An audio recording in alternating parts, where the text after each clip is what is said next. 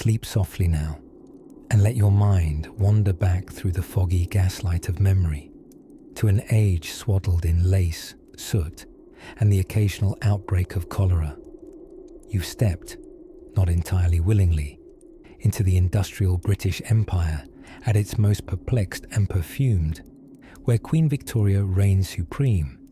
Table manners involve 17 types of forks, and misery is meted out by the ladle in a place known as the workhouse. Ah yes, the Victorian Workhouse. Proof that even poverty could be organised with precise and bureaucratic flair. Now, I'll ask you not to panic. The mattress you're lying on is not straw-stuffed, and thank goodness, your head is not freshly shaved for hygiene's sake. You see, in the early 19th century, British lawmakers took a long, blustery look at the growing number of impoverished citizens and said, with a collective harumph, what if we helped them in a way so unattractive they might choose hunger over hospitality? Thus, the New Poor Law of 1834 was born, legislation that made the workhouse the one-size-fits-all answer to poverty. And I do mean one-size-fits-all, in the sock-too-tight, emotionally traumatizing sort of way. Imagine arriving, thin as a winter breeze, to the bricked coldness of a workhouse. Great iron gates open not with a welcome, but a groan. You're not given tea. You are, however, separated from your spouse, your children, probably your own thoughts. Husbands went one way, wives another, and children to a third wing entirely. Sentimental attachments were considered too breezy for the industrial era, emotions being unhelpful to the efficient marginalization of the poor. Upon admission, you'd be interviewed by a board of guardians, which sounds like a retired superhero league, but was really a group of local well-to-dos whose guardianing mostly involved making sure the porridge wasn't too hot, because heat would be too much luxury. You were likely to receive a uniform, coarse, shapeless, wool, grey as the sky in November and roughly as warm. A haircut followed, because lice, fashion and dignity are apparently mutually exclusive. Meals were consistent. Gruel for breakfast, bread and cheese for lunch. Occasional appearances made by watery potatoes. Imagine eating sadness with a spoon, and you'd be close. There were no snacks, no late-night nibbling, unless you fancied sneaking into the firewood pile and gnawing on a pine knot. Now, the Victorians loved order. They practically married it. Timetables ruled everything. You woke with the bell, an ungodly clang at dawn, like a church bell had argued with a saucepan. Then to prayers, work, the mealtime shuffle, more work, then a final prayer to please let tomorrow be marginally less demoralizing. Work was tailored to break your body and your spirit, ideally by lunch. Tasks included stone breaking, yes, literally breaking large stones into smaller ones for no planetary reason. Oakum picking, which sounds poetic but means pulling apart old ship ropes, tar and all, with your bare fingers. And laundry so endless, you might begin whispering your grievances to the socks.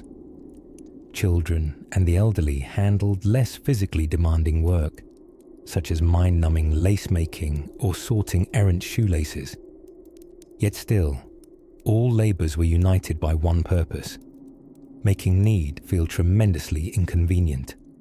Yet for all this, the workhouse was not technically a prison. One could leave if they had anywhere else to go.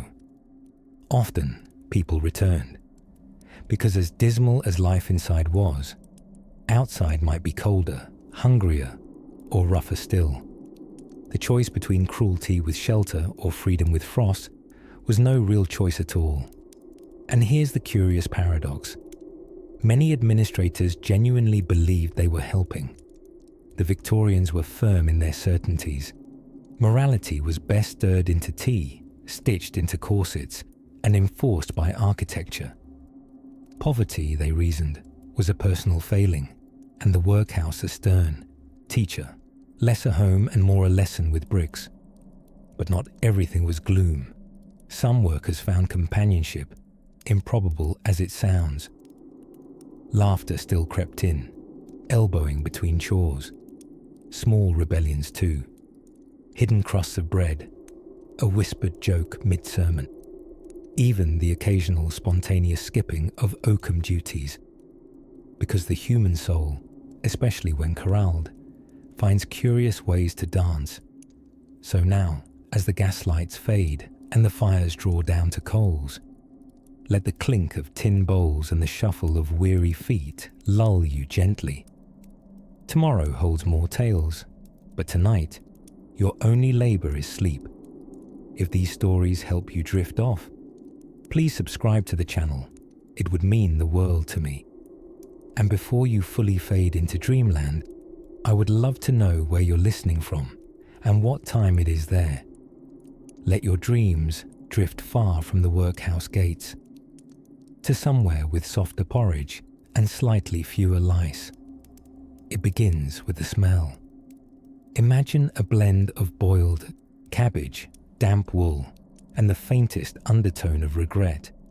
A scent bouquet that sprang eternal from the brick bowels of any self-respecting Victorian workhouse. The year is 1842, give or take a bureaucratic shrug, and the clatter of hobnail boots against stone floors has already become the ambient soundtrack of institutional charity. The workhouse wasn't meant to comfort. That would be suspiciously enjoyable. It was meant to purify, through penitence and starvation, possibly both at once, if the poor law commissioners were having an especially efficient Monday. Outside, amidst the drizzle and soot of industrial England, the promise of the workhouse loomed over the impoverished like a stern aunt who never blinks. If you were poor, and statistically you were, your options were limited. Starve in the street with a certain rustic authenticity, or step inside the workhouse and surrender not only your top hat hopes, but also your family, your dignity, and most tragically, your shoes. Yes, before anything else, the workhouse relieved you of your shoes. Shared property, they called it. But let us be honest, no one wanted to share those shoes. They were less footwear and more biomedical experiments. Once admitted, you'd be scrubbed, vigorously, with carbolic soap and Victorian judgment. Strange how being clean made you feel more exposed. Your clothes, rags though they may have been, were swapped for the uniform of the house. Ill-fitting wool, a timeless beige grey that dared not offend any social stratum. It was neither stylish nor warm, a triumph of practical misery. Now the sorting began. Men to one wing, women to another. Children marched off into yet another. You may have entered as a family, but within these walls, sentiment was surplus. Tender feelings didn't pay taxes. Discipline did. Breakfast arrived promptly at 6, if one can call it breakfast. More of a warmish substance, generically called gruel, which was admirably consistent in both flavour and existential disappointment. Nutritionally speaking, it was mostly disappointment, with a hint of oat. Timing was everything. Meals lasted precisely 20 minutes. If you chewed too thoughtfully or remembered life before pauperdom, gone. Plate whisked away. Fellow inmates didn't often complain because energy conservation was key. Plus, most still remembered what happened to old Herbert when he asked for seconds back in 39. No one spoke of old Herbert. The day's work unfolded like a Dickensian symphony in minor key, breaking stones, picking oakum, which, if you're lucky enough not to know, involved unravelling old, tar-soaked ship ropes with your bare fingers until your nails questioned their life choices. Children were given slightly lighter tasks, like sorting bristles or staring directly into coal for several hours. Supervisors were present at all times. Their expressions alternated between stoic disapproval and mild condescension. The standard expressions of mid-ranking Victorian authority. They carried ledgers, whistles, and an unflinching belief in moral reform through relentless tedium. And yet, curiously, some found comfort in the routines. The buzz of order in a world spinning rapidly toward industrial chaos. There were prayers 3 times a day, as if to remind everyone that God too had an uncomfortable bench. There were rules, many, many rules. No talking during meals, no loitering during work, no smiling unless authorized by a clergyman. Break any of these, and you faced solitary confinement, usually a curious little vaulted room with 0 windows and the faint running commentary of rats in the walls. Nightfall descended with all the grace of a smudged gas lamp. The scent of wet socks and weary limbs filled the dormitories. Rows of iron beds, evenly spaced, evenly squeaky. Cold draughts slinked through the stone corridors like disapproving ghosts. Some slept, some didn't. Many dreamt of bread, others of Manchester, a few of simply evaporating into the smoke of the early morning. But not all was drear and duty. In creased corners and whispered words, there were secret giggles. Children shared nutshells they'd smuggled in. Old Sam recited bits of Shakespeare in a scandalously passable Irish accent, and sometimes, when the stars aligned and the custard wasn't completely tragic, someone might even hum a tune. As the workhouse settled into silence, the kind of stillness that only follows 11 hours of moral labor, a new arrival was being led through its iron gate, a baby wrapped tight in a tattered shawl, followed by a woman with fire in her eyes and mud on her hem. Where she'd come from and what she might stir would soon become a matter of hushed curiosity. But for now, let us drift past the women's dormitory, past the clanking of the copper boilers, all the way into the linen room, where damp sheets dried beside secrets, and where morning would always come too soon. Picture a foggy London morning, somewhere in the 1850s. The air smells faintly of horse, coal dust, and the periodic whiff of boiled cabbage escaping through a cracked workhouse window. Bells toll in the distance, not the fancy Westminster ones, mind you, but more the clang of a tin handbell announcing breakfast, though that's a rather generous term. You've just arrived at the gate of the local workhouse. You're not alone, of course. There's a small crowd gathering, hobnailed boots scrunching the frost beneath their feet, children clinging to threadbare skirts, and a few elderly men doing that slow Victorian shuffle made famous by decades of coal stooping and unrelenting disappointment. You, dear dreamer, happened to seek shelter here last night because you were cold, extremely unemployed, and regrettably born in an era that treated misfortune as a moral failing.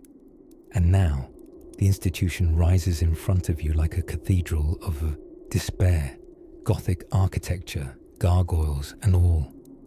Except the only thing holy inside is the draught whistling freely through the windows. The porter, a man who looks like he's been scowling since 1839, ushers you through the door with a grunt. He has buttons, but only one is still hanging on for dear life. He doesn't give you his name, but he does give you lice.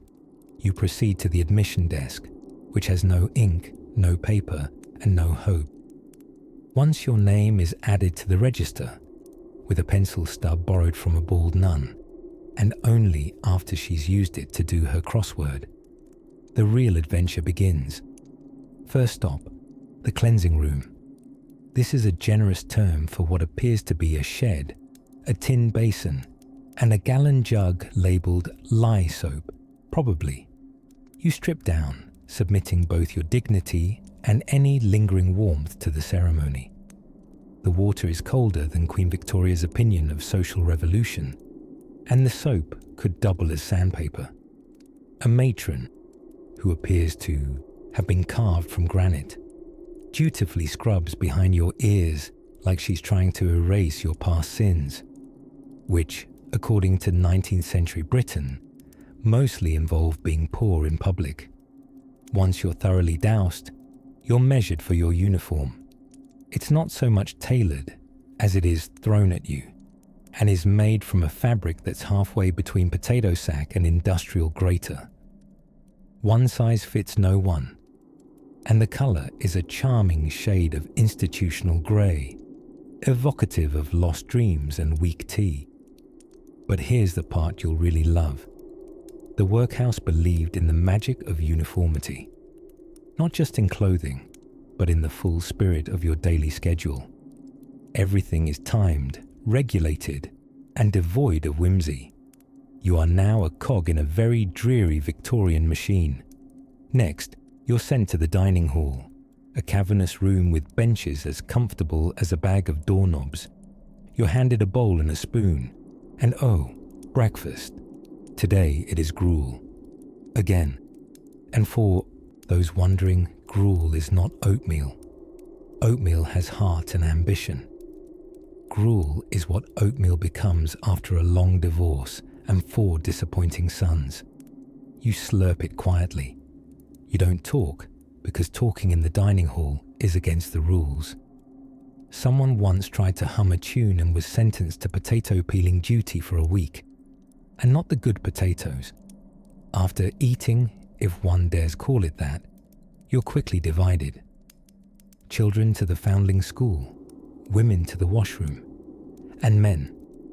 Well, the men go directly to the stone yard, where God and gravel await. You pass by rows of faces, blank but for the occasional twitch of what may have once been joy. Newer inmates still carry a flicker of curiosity, while the long-timers move with the resigned rhythm of someone already halfway through a 5-volume tragedy. For now, you're shuffled into what they generously refer to as the infirm, but which mostly consists of people coughing in sequence like a tuberculosis symphony. But don't worry, you'll only be here a while, just long enough to be thoroughly assessed, poked, assigned, and eventually blessed with your first task. What will it be? Breaking rocks? Unpicking oakum? Perhaps scrubbing chimneys with a toothbrush? But work. Work comes later. For now, rest your eyes on the ceiling of peeling plaster and water-stained dreams. The hard part hasn't even begun, but we'll get there soon enough. Once you're properly initiated into the quiet grind of workhouse routine. The first lesson one learned upon walking through the iron gates of a Victorian workhouse had very little to do with moral improvement or honest labour. No, the first lesson was far simpler. Don't breathe too deeply. The air inside was a curious broth, part cabbage steam, part disinfectant scandal, with a generous garnish of human despair. Let us drift now through those iron gates, which creaked on hinges that dared not hope for oil. Once inside, you'd find long, echoing corridors that could chill even the most determined philanthropist. These corridors were designed to be soul-flattening. Architects, you see, were chosen not for their aesthetic flair, but for their ability to extinguish spirits with symmetry.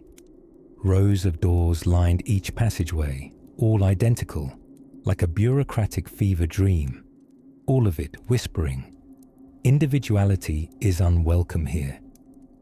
Workhouses, contrary to their misleading name, were not known for working, at least not in the productive, mutually beneficial sense. Think of them less as institutions for employment, and more like holding pens for the inconveniently impoverished. It was one of the few places where you could be up by dawn, wear a uniform, scrub your nostrils with lye, and still be accused of idleness. Upon arrival, newcomers were swiftly introduced to the reception process. which might sound like the kind of thing involving polite applause and a complimentary glass of sherry. It was, alas, rather different. The reality involved baths of boiling suspicion, more soap than skin, and inspections that would make customs officials blush. You were stripped, not just of your clothes, which were boiled or burned, depending on optimism levels, but of your dignity, agency, and sometimes, quite mysteriously, your shoelaces. Men, women, and children were separated with terrifying efficiency. Families were dissected like frogs in a Victorian science class, except this particular lesson ended in tears for everyone involved. It was believed that too much affection interfered with the moral lessons of industry. An odd piece of logic, but the Victorians were champions at inventing theories that made misery look like virtue. Now, uniform distribution was a proud and joyless affair. Heavy woolens the colour of wet cement, generously designed to itch in all climates. If your socks had holes, they were issued with sermons, not replacements. And your shoes, if they didn't fit, well, that simply taught character. Meals were another highlight. And if by highlight, we mean one of the many reasons to daydream about being literally anywhere else, even a bog. You see, food in the workhouse operated under the principle of just enough to keep the organs operational, but certainly not satisfied. Breakfast might be weak porridge, though to be fair, strong porridge wasn't exactly a national delicacy either.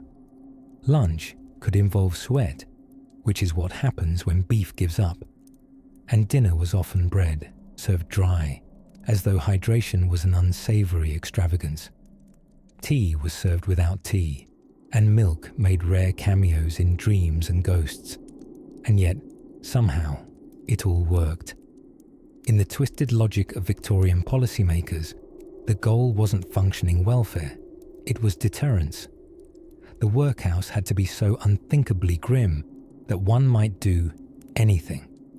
Performing unpaid child labour, selling onions door to door wearing a barrel, apprenticing to a mean-spirited dentist, anything, to avoid going in. Some poor souls, however, had no choice.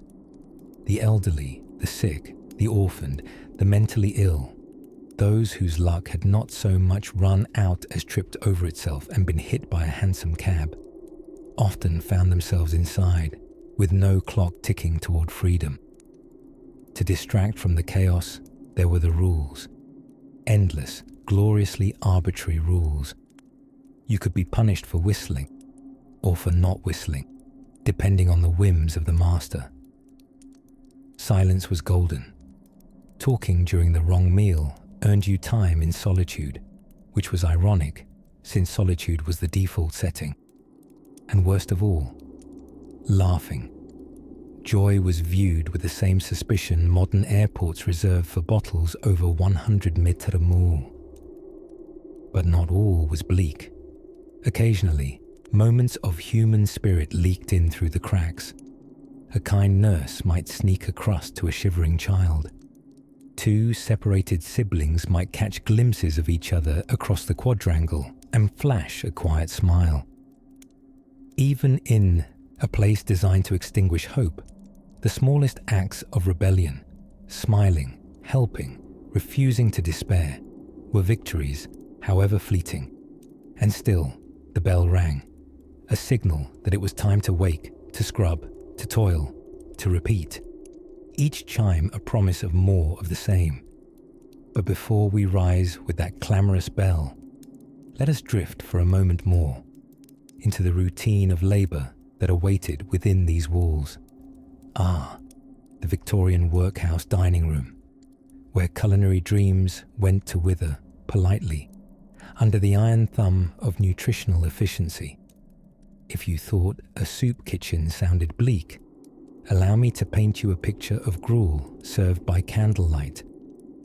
And by candlelight, I do mean the dim hope of your will to live flickering during mealtime.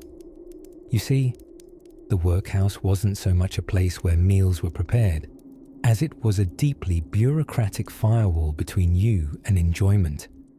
The Board of Guardians, those somber gentlemen in stovepipe hats, whose job titles alone could induce indigestion, were keen on making sure no one in their care accidentally experienced joy while chewing. So what, exactly, did mealtime look like? Well, imagine porridge. Now take away the comforting warmth, the creamy texture, and any trace of flavour, and you have the star of the Victorian Workhouse breakfast. Gruel. Gruel was an oat-like substance, allegedly food, that could best be described as beige water with commitment issues. Warm enough to steam the spectacles of the sternest matron, and just thick enough to fool your belly into thinking it had made a friend. Lunch, or dinner, as it was charmingly called in those times, was your big meal of the day, and oh, what a banquet it was. Picture boiled meat, but not the glamorous roasted sort, no. This meat had stewed for so long it had forgotten its species. Alongside it, a scoop of boiled potatoes, which were themselves veterans of war, wounded, pale, and completely disinterested in seasoning. Every bite was a gentle whisper from the universe, encouraging one to reconsider the value of flavour altogether. On Sundays, when the Sabbath brought with it a temporary pause in harshness, inmates could hope for a few extra ounces of bread. Yes, bread. Coarse, stale, and spiritually grey. Engineered not to delight, but to keep bodies upright until Monday. Such were the luxuries of virtue. And yet, for all its bleakness, workhouse food was designed with meticulous attention. The 1834 Poor Law set out the astonishingly specific dietary regimens for workhouses, one might even say obsessively so. They measured everything to ensure the poor were sustained, just enough so they wouldn't drop dead before the next shift of stone breaking, but never so much that anyone might contemplate staying voluntarily. Of course, nothing gold can stay, and no menu could remain uncontroversial forever. There was the great gruel scandal of 1861. All right, I made that phrase up, but there was indeed a near uprising in one northern workhouse when the inmates, after years of soggy monotony, were subjected to an altered gruel recipe. The revised version included fewer oats, which is rather like removing the violinist from a one-man orchestra. The patrons noticed. They rioted, in the most British way possible, by mumbling sullenly and refusing their slop with an air of passive defiance. Naturally, the workhouse masters were unmoved. They're lucky to eat at all, some would say, as they spooned their own jellied eels and stewed kidneys in the administrators' quarters. A vivid contrast stood between the upstairs and downstairs of these institutions, not so much in architecture, as in attitude, meal portions, and the presence of actual cutlery. Speaking of cutlery, common inmates didn't always get it. Imagine eating watery turnip mash with nothing but a long stare and your own optimism. Spoons were issued sparingly and sometimes tethered with little chains. As if to prevent a jailbreak by ladle, someone must have believed that if handed a fork, a shivering orphan might develop ambitions. And we couldn't have that. But perhaps the most intriguing part of workhouse dining was the silence. Meals were taken in stern silence, enforced more rigidly than most modern tax laws. Talking was considered disruptive to digestion, presumably, or perhaps merely to the ambience, which I can only imagine was already at a sort of monastic level of gloom. And yet, humans being endlessly adaptable creatures, a strange kind of bonding occurred, a shared glance over a ladle of despair, a glance that said, yes, this is technically lunch, And no, I also don't know why it's gelatinous. With time, even silence became its own strange sort of comfort. A crystal stillness broken only by the clink of tin spoons against enamel plates. A kind of music for the soul, if the soul had accepted its lot and taken up knitting. And so, with appetites filled but spirits slightly hollow, our imaginary worker exits the dining hall, moving stiffly but upright.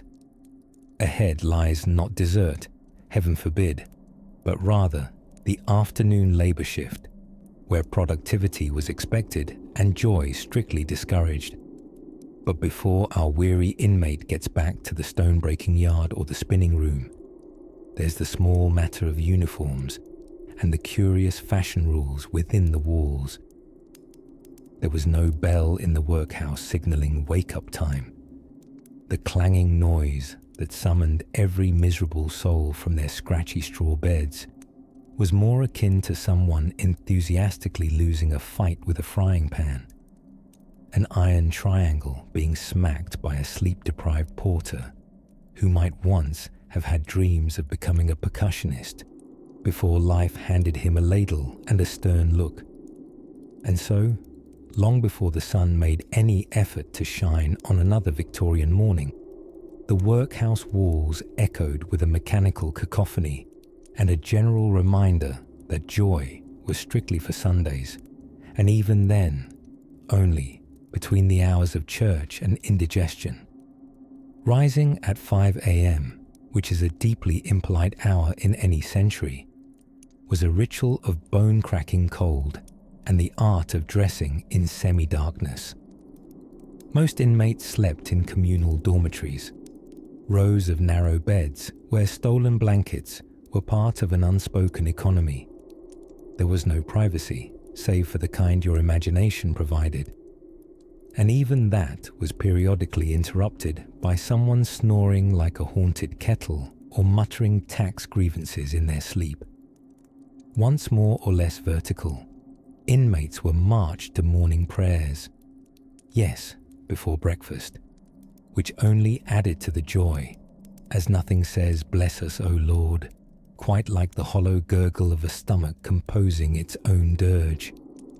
The workhouse chapel, plain and grim, offered little more than spiritual fibre, but at least sitting in a pew delayed the moment you had to eat what was optimistically termed food. Breakfast, or as many Victorians in workhouses might have called it, grey again. Usually porridge, sometimes gruel, always beige. It was food that was neither solid nor liquid, flavoured chiefly with despair and a hint of whatever the cook dropped into the pot last week. On rare occasions, there might be a splash of milk or trace of salt, but only if someone had been particularly virtuous, or if the overseer briefly confused mercy with seasoning. You didn't complain. Complaining could earn you solitary confinement for having taste. After breakfast came assignment, the Victorian equivalent of spinning the wheel of misfortune. Some men were sent to stone-breaking yards, where they smashed rocks into smaller, angrier rocks, in a process that felt suspiciously like practice for purgatory. Others were tasked with oakum picking, an endless fiddly job that involved unravelling old rope into fibres used to seal ship hulls. Imagine trying to undo the world's toughest knots with your bare fingers, while a man with a clipboard watched you like a disappointed aunt. Eyes strained, backs ached, blisters bloomed like dreadful little posies. But at least, in the oakum rooms, it was indoors. That alone could rank as luxury in the grim hierarchy of hardship. Women's work was equally thrilling, of course. Laundering linens for hours under steaming conditions that might blur your vision and your will to live. Or mending uniforms, where your companionship included a needle, thread, and the distant sound of someone cursing quietly over a particularly vengeful button. Children, if old enough to toddle with purpose, were usually sorted into tasks deemed appropriate for stunted limbs and pliable spirits, like flax teasing or minding the pauper infants, which was somewhat like the blind leading the exceptionally sticky. The principle of workhouses was simple. If you were a moralizing Victorian bureaucrat with very few hobbies, make aid available, but make it unpleasant.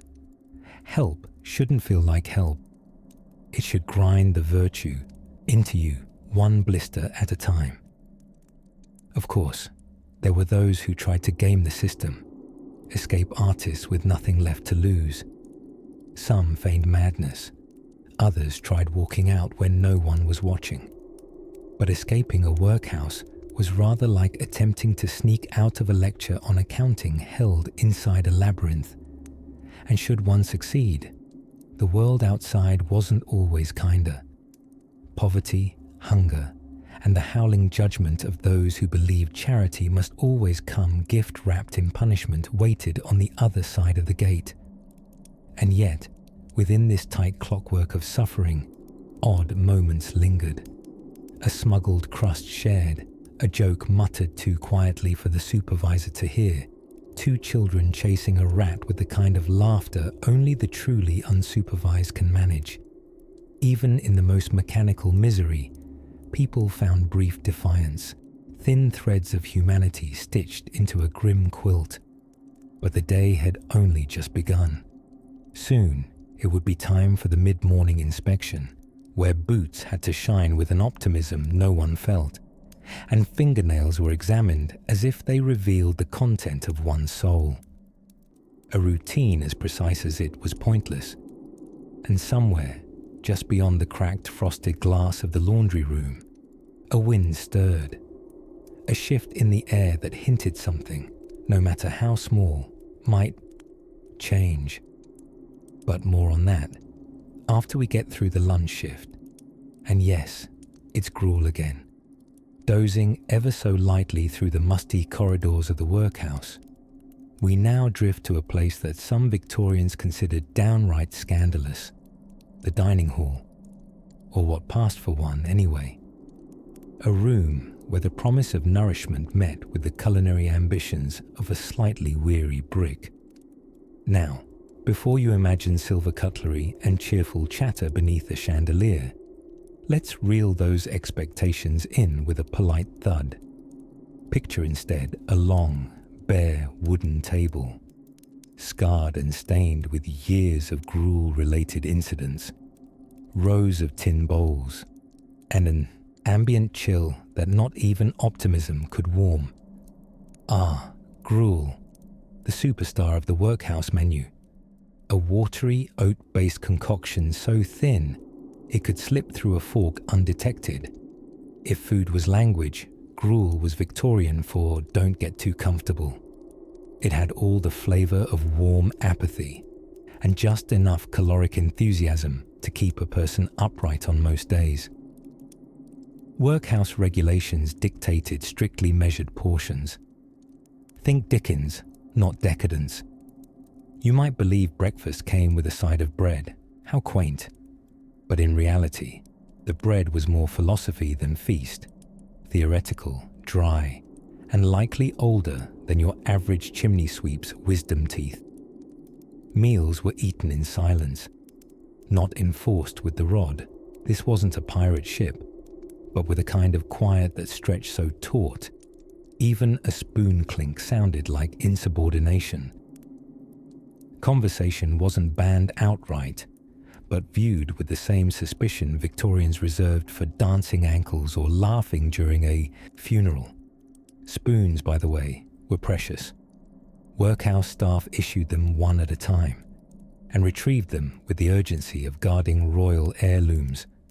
Why, you ask? Because spoons went missing. Regularly, and not for any noble cause, but because sometimes, when life gives you no cutlery, and a stomach that sings the overture to Les Miserables, you make spoon-based escape attempts, or at least you try to trade one for a crust of contraband toast. But don't be too quick to smirk. The upper classes were beside themselves with concern that the workhouse diet was too luxurious. The very idea that paupers might chew something thicker than broth was enough to send shivers through Parliament. Proposals caught fire about reducing portions further, to keep moral decay at bay naturally. This was charity, not a holiday buffet. Still, rumours persisted. Tales whispered among fellow inmates about the workhouse in the next county, where on Tuesday afternoons they served a kind of pudding. Not a real pudding, mind you, but a gelatinous cousin with aspirations. A wobbly miracle made of leftover sweet and dreams. Yes, friends, pudding was a legend, passed between beds like bedtime prayer. And oh, the tea. How could we forget the tea? Glorious in name but tragic in execution. It was often more brownish suggestion than actual beverage. Picture a warm liquid that only vaguely remembered its time in the same room as a dried leaf. It wasn't so much steeped as it was politely gestured toward a teapot. One spoonful of this brew, and you'd find yourself reconsidering the concept of hydration altogether. Still, within these meagre meals, there existed tiny sparks of rebellion. Some inmates would hoard small bits of crust for later.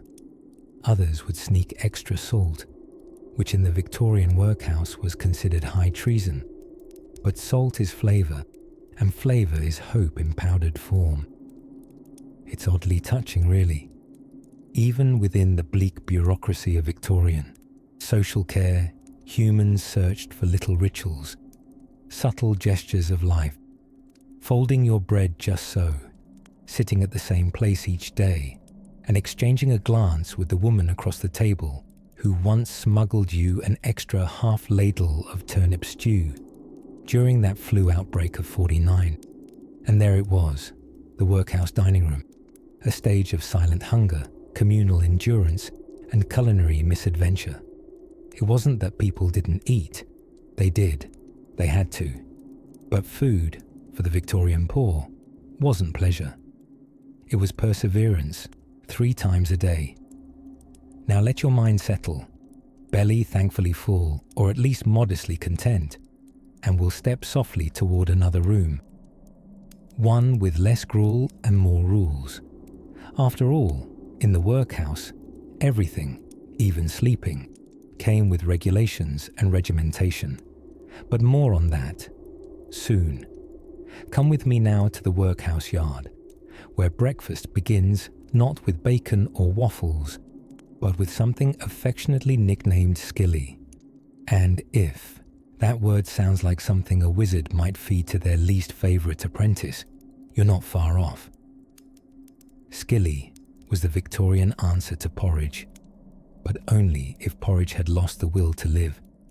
This salty, sparse concoction was mostly hot water, slightly discouraged by a passing oat, served in vast metal cauldrons, ladled out by matronly figures who believed seasoning to be a moral weakness. Skilly was meant to sustain the spirit and baffle the body. Every morning, hundreds of workhouse inmates, men, women, children, would line up in silence, collecting their portion in a tin bowl. Eating utensils were a privilege, easily revoked for such grievous offences as whistling or possessing a cheerful demeanour. It's difficult to describe Skilly's texture without using the phrase regret soup. It was thin, grey, and had all the culinary joy of a warm puddle found near an abandoned cart. But oh, did it provide nourishment? Sort of. Technically, in the same way that a single raisin technically constitutes fruit. The ritual of workhouse meals was a triumph of routine over pleasure. 3 times a day, bells rang and queues formed, each person walking mechanically to the table, sitting in grim anticipation, and receiving meals designed not to satisfy, but to suppress. Food wasn't sustenance, it was strategy. Too much energy, and inmates might become unruly, or worse, hopeful. For lunch, you might encounter cold boiled potatoes served alongside suet pudding if it was a lucky day. On an unlucky day, it was still cold boiled potatoes and suet pudding, just with more resentment. Suet, by the way, is beef fat boiled until it achieves the texture of damp sponge.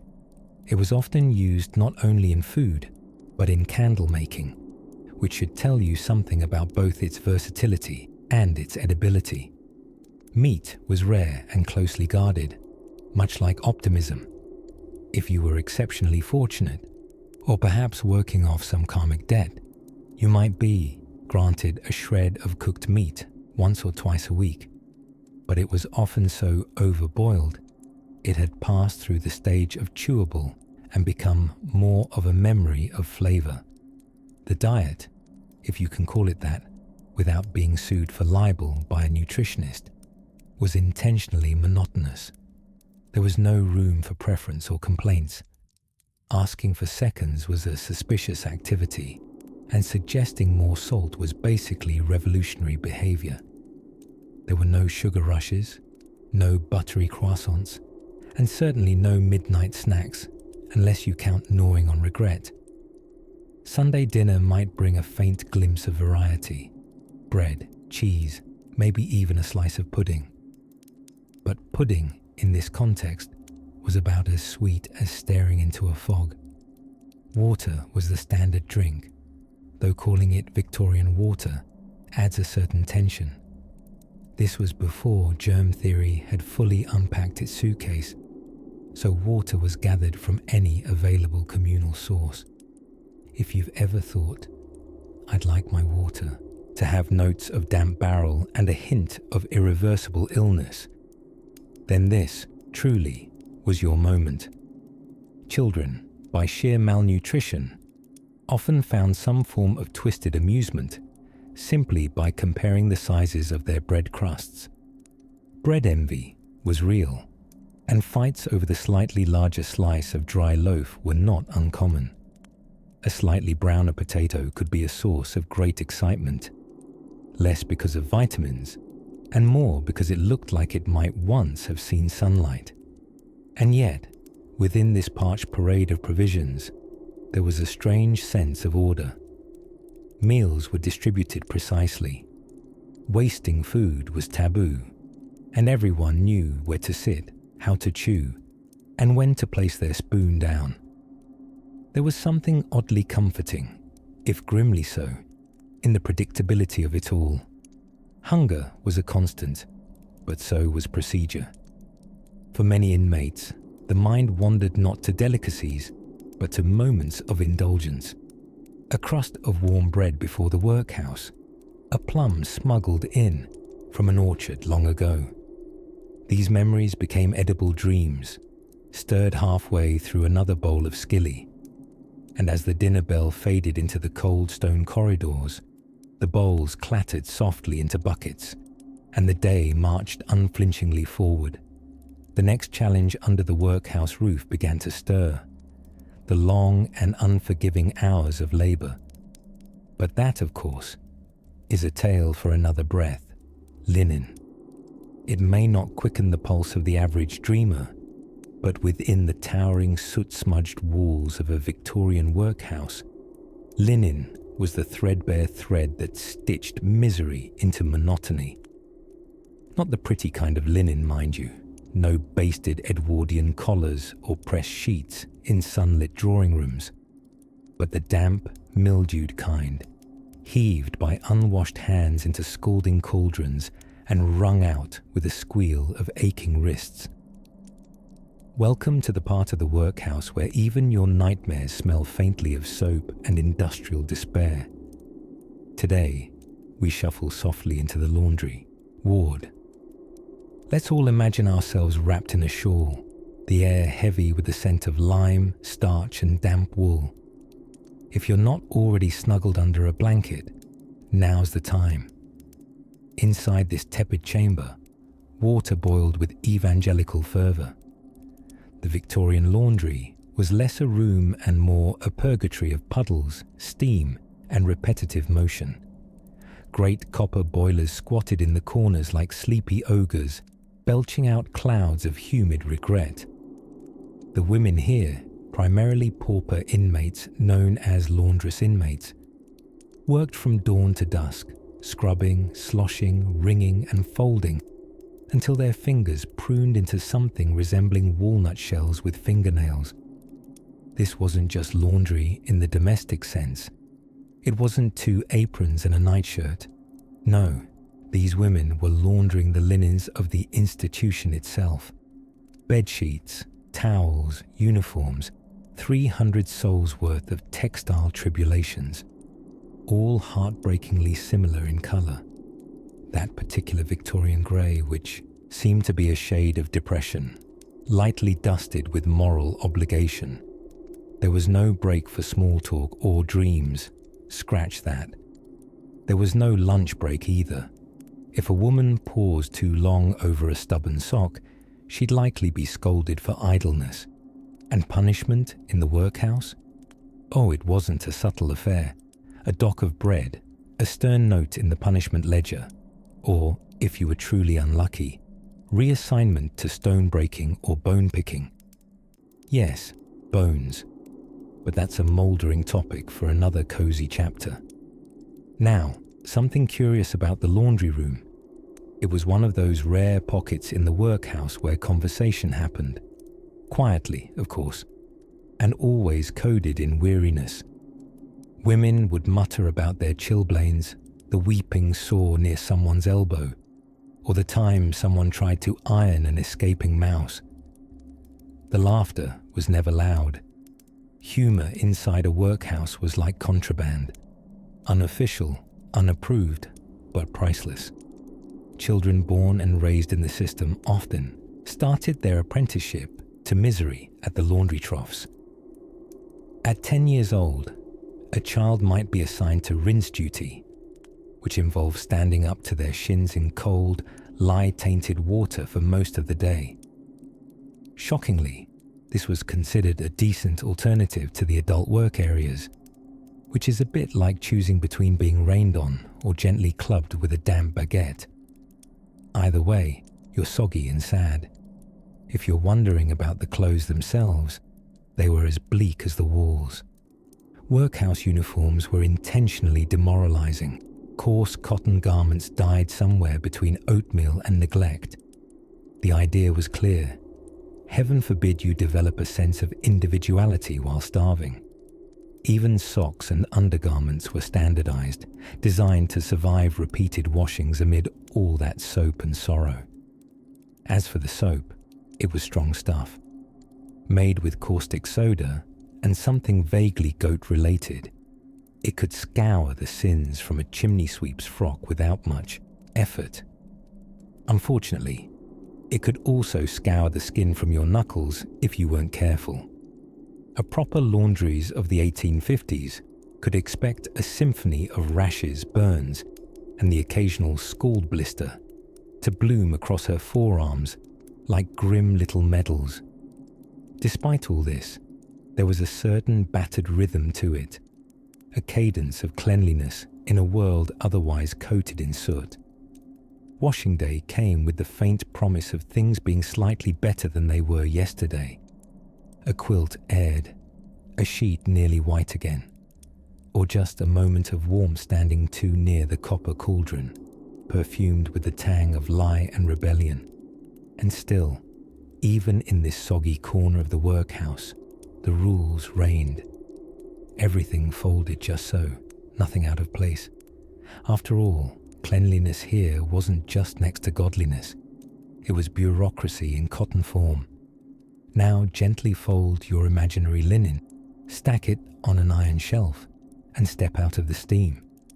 Our next stop lies down a quieter corridor, where metal meets fire, and young boys learn the mysterious art of tin bashing, in a manner that could char your eyebrows before your toast. As the workhouse bell chimed 6 sharp notes across the drizzly grey morning, the children lined up for what the Victorians generously referred to as education.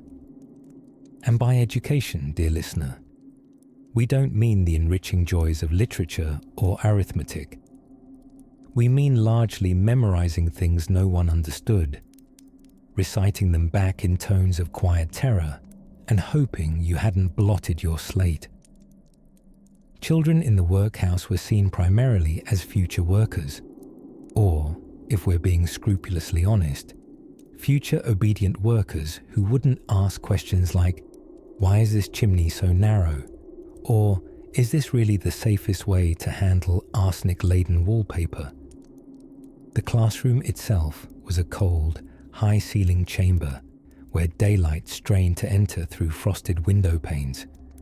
Desks were long and wooden, benches stiff and splintered, backs rigid by expectation. An inkwell stared up from each desk like a tiny pit of judgment. The schoolmistress, let's call her Miss Threadneedle, wore a bonnet that had seen better seasons and a facial expression that suggested she had not.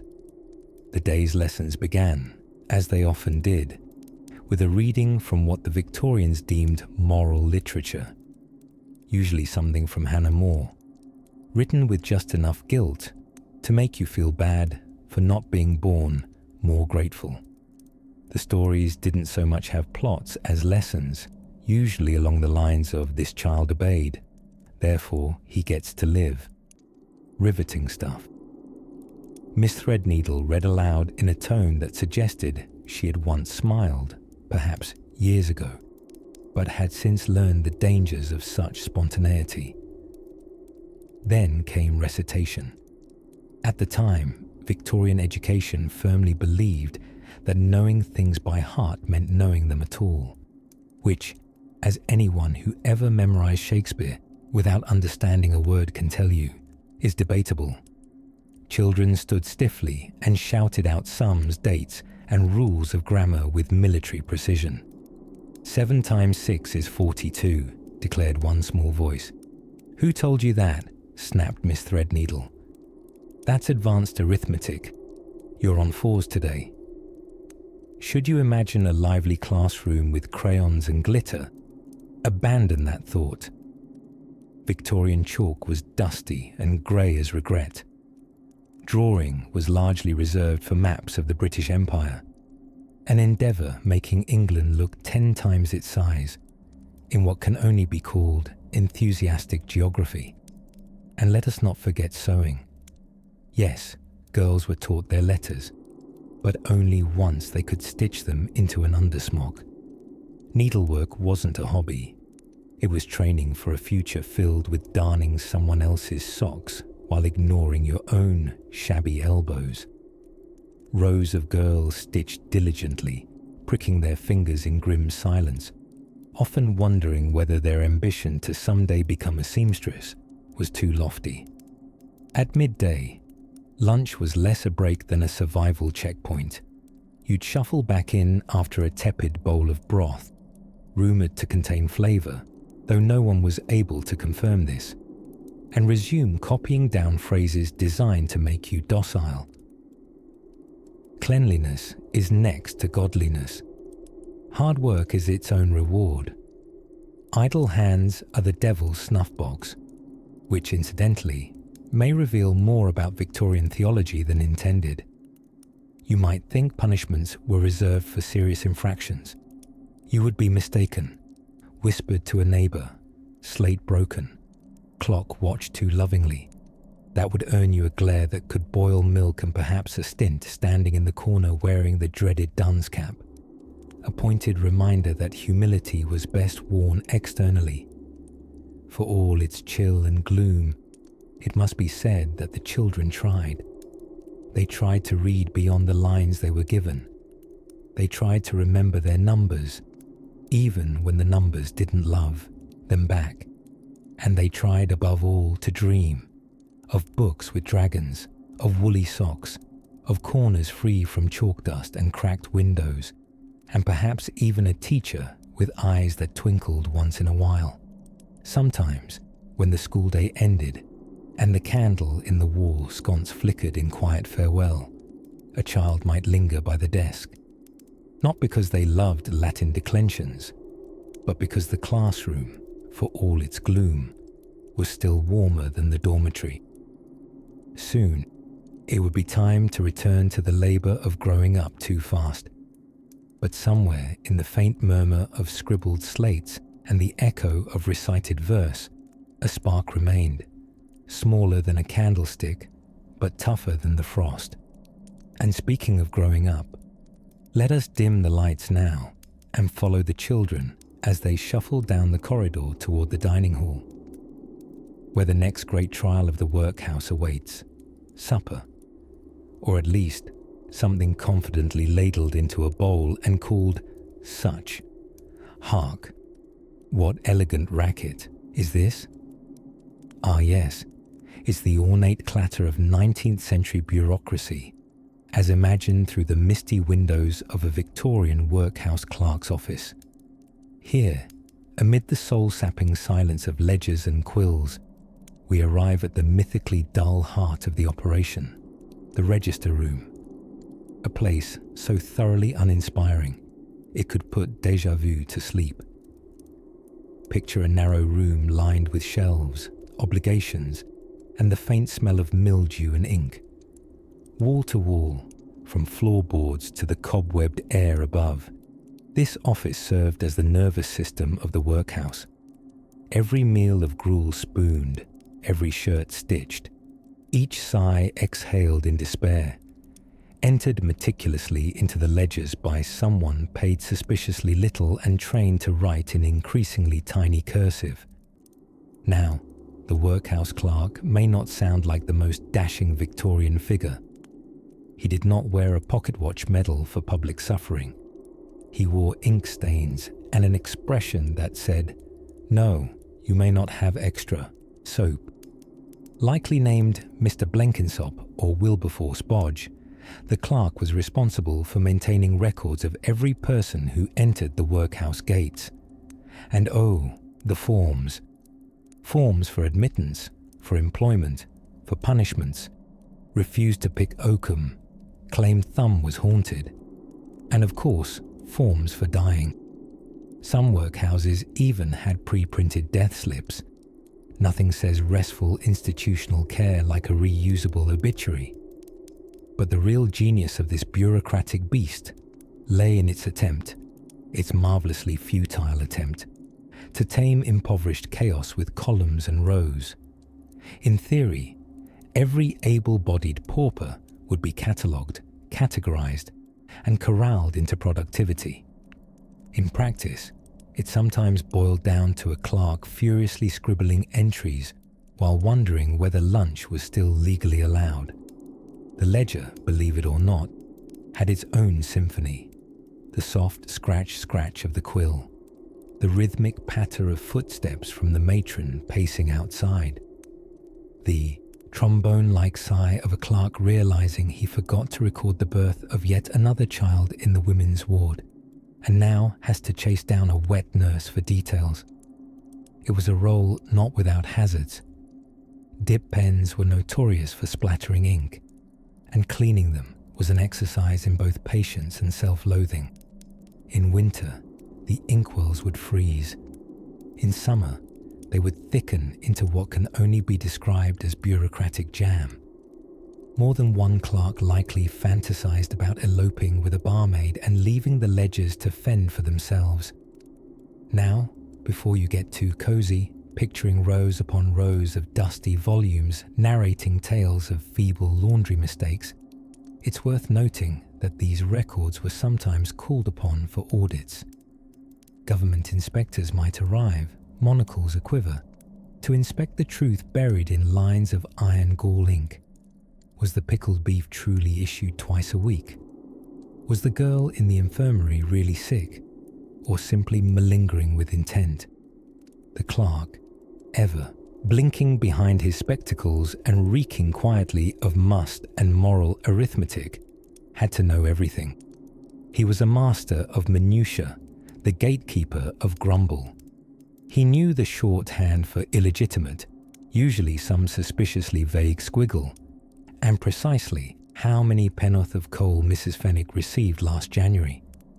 And let us not forget, He must do all of this while seated on a narrow wooden stool of such infernal discomfort that it surely violated all known laws of physics, not to mention the Geneva Convention, which had not yet been written, but still one can dream. Back pain was a lifestyle, ink blotting, a philosophy. Yet among these scribbles and sighs, something quietly human unfurled. The clerk's logs give us glimpses of lives lived in the margins.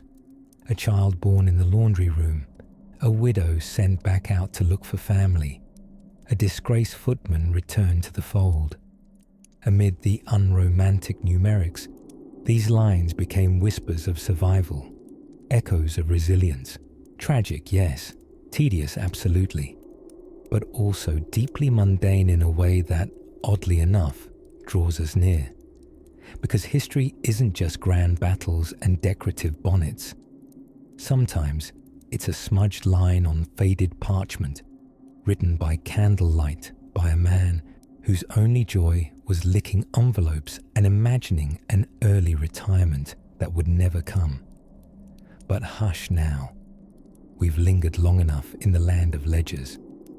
Let's pass through the clerk's office, drifting past the ink-stained desk and into the winding corridors beyond. Just past the corner, there's a scent, something earthy, sharp, oddly tangy. Ah, the laundry is calling. By now, you've crossed the threshold of the Victorian Workhouse and perhaps cautiously peered into its odd corners, wary that a chamber pot may leap into view at any moment. But even amid the bleak walls and the clattering boots of overseers, one institution loomed above all else in its ability to simultaneously terrify and bore. The workhouse. Schoolroom. Yes, dear sleeper, we are about to whisper our way through the cold stone corridors into the realm of what the Victorians considered education. You might expect lofty chalkboards, stiff Latin declensions, or perhaps a precocious orphan solving quadratic equations with remarkable flair. But no, this was a far simpler affair, orchestrated with the enthusiasm one might reserve for alphabetizing beetles. Typically, the workhouse school operated under a teaching regimen that might be generously described as basic, but could more accurately be compared to repeatedly being tapped on the forehead with a slightly damp biscuit. Children in the workhouse, called pauper scholars, in a linguistic twist that makes them sound simultaneously tragic and vaguely Dickensian, were provided schooling in arithmetic, reading, writing, and moral instruction. And what is moral instruction, you ask? Imagine being told that your overwhelming poverty is not only your fault, but also character building. Add a hefty dash of scripture, a handful of parables, and precisely one drawing of a camel attempting to squeeze through the eye of a needle. And voila, the curriculum is complete. The schoolmaster, who may have had pedagogical training or merely owned a pair of spectacles that made him look as though he had bore the solemn responsibility of instructing dozens of fidgety children on the fine art of silent obedience. Learning was typically done by rote. That means memorizing facts not for understanding, but so you could recite them with the dead-eyed precision of someone naming all the kings of England while dreaming of a crust of dry bread. But wait, this educational realm didn't belong solely to the realm of childhood. Adults, if you can imagine, were sometimes given access to workhouse education, particularly if the authorities deemed it helpful to society. Women might be taught to sew in even straighter lines. Men learned to read work listings and possibly how to forge a decent signature. Useful if you ever needed to sign something saying, "Yes, I did willingly volunteer for the pickling factory, again." Naturally, the Victorians, ever the bureaucratic dreamers, believed deeply that education would instill moral rectitude. Give a pauper a fish, they reasoned, and he'll eat for a day. Teach a pauper to count the fish he is not eating and write a polite letter of complaint about the missing fish, and he may one day become a fully reformed, self-contained fishless gentleman. Let's also pause to consider the textbooks. They were not glossy and joyous things, with illustrations of dinosaurs and whimsical aliens, unless you consider Old Testament prophets whimsical. Instead, these books were thin, often second-hand, and smelt faintly of ink and boiled shoes. Titles included such page-turners as A Primer for Useful Conduct, The Christian Child's Guide to Humility, and Arithmetic for the Industriously Destitute. The desks, narrow, the seats, wooden, the heating system. Not so much a system as a theoretical concept on a committee's agenda. Children sat huddled, clutching slates and chalk, practicing their letters with sleeves pulled over blue fingers, hoping their handwriting might someday attract the favor of a tradesman willing to offer them employment that involved fewer potatoes and more daylight. But perhaps the most poignant aspect of workhouse schooling was its purpose. Not enlightenment, not wonder, not self-expression, but rather reform. Education here was less about possibilities and more about correction. Children were led to believe that poverty, like poor penmanship, was a flaw to be scrubbed out under the unwavering gaze of a disapproving overseer. And yet, in some cozy corners of the workhouse classroom, there were flickers, tepid, trembling flickers of warmth. The friendly older girl who secretly helped a boy sound out a hard word. The groan of a rusted hinge finally yielding to reveal a book with pages that weren't entirely crumbling.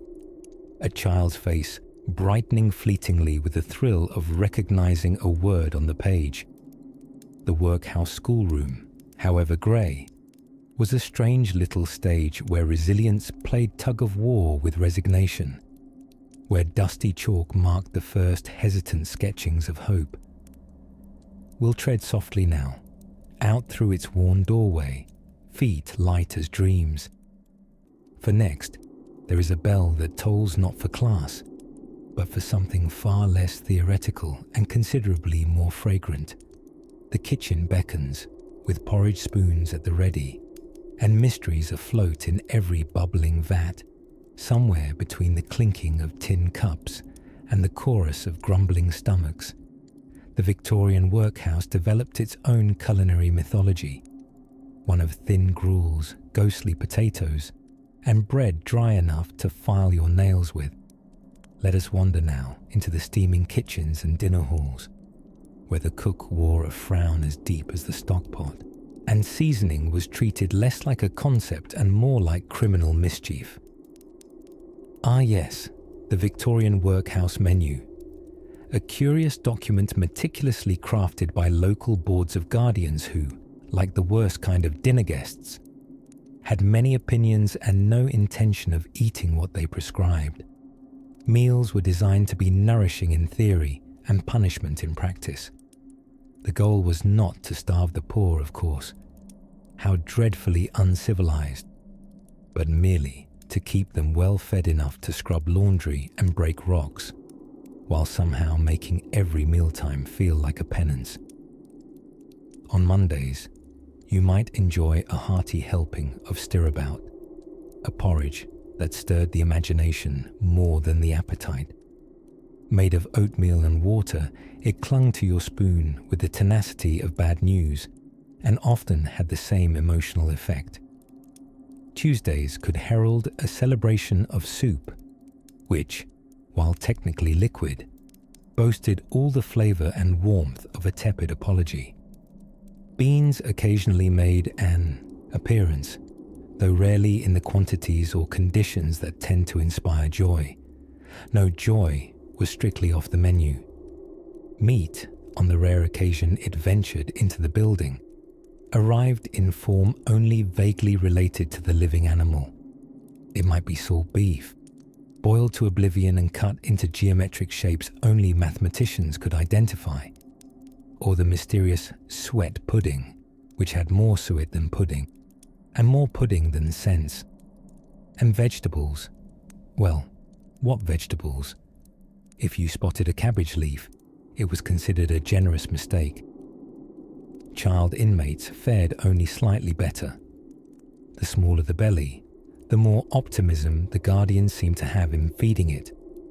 A child might receive a modest slice of bread and a cup of milk, but the quantities were measured with the precision usually reserved for alchemy or naval warfare. 1 extra ounce was cause for inquiry. 2 had the makings of a scandal. Dining was conducted in silence, or as near to silence as several hundred desperate jaws could muster. Talking was discouraged. Singing was forbidden. Complaining was theoretical, liable to result in fewer gruels tomorrow. The clatter of tinware against wooden tables echoed mournfully against the stone walls, a percussion ensemble of resignation. There were attempts at variety, of course, though variety, in this case, meant serving gruel on Tuesday. And as Thursday, while Wednesday remained a steadfast domain of the godless potato. Weekly meal plans bore titles like Dietary Number 7, not because there had been 6 successful predecessors, but because it sounded scientific, and the Victorians were great fans of science so long as it didn't interfere with their dinner budget. One can imagine a workhouse cook, apron stained, eyebrows perpetually raised, squinting at a mound of peas too small, even for a dollhouse stew. She, wielding a spoon as her scepter, ruled over an empire of boiled sadness. Recipes? There were none. Love? She'd heard of it. Even the inmates' mealtime prayers transformed into half-mumbled scripts of culinary hope. For what we are about to receive, may it at least not be gruel again. But it usually was. It's said that the way to the heart is through the stomach, though Victorian poor law logic assumed the inverse. You could control the soul by keeping the stomach deeply confused, and if we're being honest, there's a culinary genius in managing to serve hundreds of meals that were all equally forgettable. A balanced diet, as defined by 1840s workhouse committees, was when everyone was equally disheartened. Of course, not all workhouses were grim gastronomic wastelands. Some attempted improvements. There was the occasional attempt to include a bit of jam or a curtain of mercy in the form of a boiled fruit pudding. But these were rare, like witnessing a unicorn make tea, and not to be counted on. Still, in that dim-lit canteen, where steam rose like ghosts of happier meals, people sat, ate, and survived, nourishing not just their tired bodies, but the faintest, flickering flame of human endurance. Now rest your spoon. We'll wander next through the rituals of daily surveillance, where your every movement was a document waiting to be filled in, with ink, suspicion, and just a smidge of bureaucratic overzealousness. Now let us turn our attention, with all the dreamy reverence of a well-worn slipper, to the workhouse infirmary, a place where ailments were mended with stern glances and a healthy suspicion of comfort. Victorian medicine was still finding its way, often in the dark, sometimes without a candle, and occasionally with a steaming bowl of gruel misdiagnosed as an elixir. If you were lucky, or perhaps unlucky, enough to fall ill inside a workhouse, you'd be shuffled off to the infirmary, typically a sparse, echoing hall that smelled faintly of boiled wool and ambition gone wrong. The infirmaries offered treatment ranging from the primitive to the suspiciously enthusiastic. Nurses were usually fellow paupers themselves, chosen less for their knowledge of anatomy and more for their ability to lift a bedpan without wincing. The attending medical officer was rarely present, since more populous poor houses had one doctor splitting his attention between hundreds of patients. Being sick and poor was not a formula for receiving the Queen's best care. You might get a tincture, or perhaps a compress, or you might simply be tucked beneath a threadbare blanket and encouraged not to die too quickly, lest you interrupt supper. Now, Victorian medical treatments were equal parts creativity and guesswork, with a heavy dose of leech. There were poultices for things that definitely didn't need poultices, bleeding for things that probably did, and a pervasive belief that if you hadn't been purged, blistered, or blistered while being purged, you weren't properly recuperating. Common ailments in the workhouse range from rickets, not to be confused with crickets, which were marginally more cheerful, to cholera, typhoid, and that ever-popular chronic condition known as being incredibly cold all the time. Malnutrition and overwork disguised many diseases, and one could waste away in the infirmary wrapped in obscure Latin diagnoses that, when translated, meant simply, "This person is slowly falling apart." Medication came in charming forms like calomel, which was essentially mercury in pill form, and laudanum, which was just opium's artsy cousin, wearing a cravat. Both were doled out liberally, and with an optimism that bordered on theatrical. Laudanum was particularly beloved, able to soothe teething babies, hysterical women, and anyone who just glanced at the soup menu. There were occasional bright spots.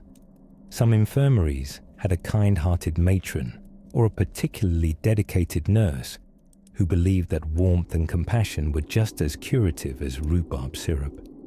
But these gentle souls had their work cut out for them, armed as they were with second-hand linens and stern directives not to let kindness interfere with efficiency.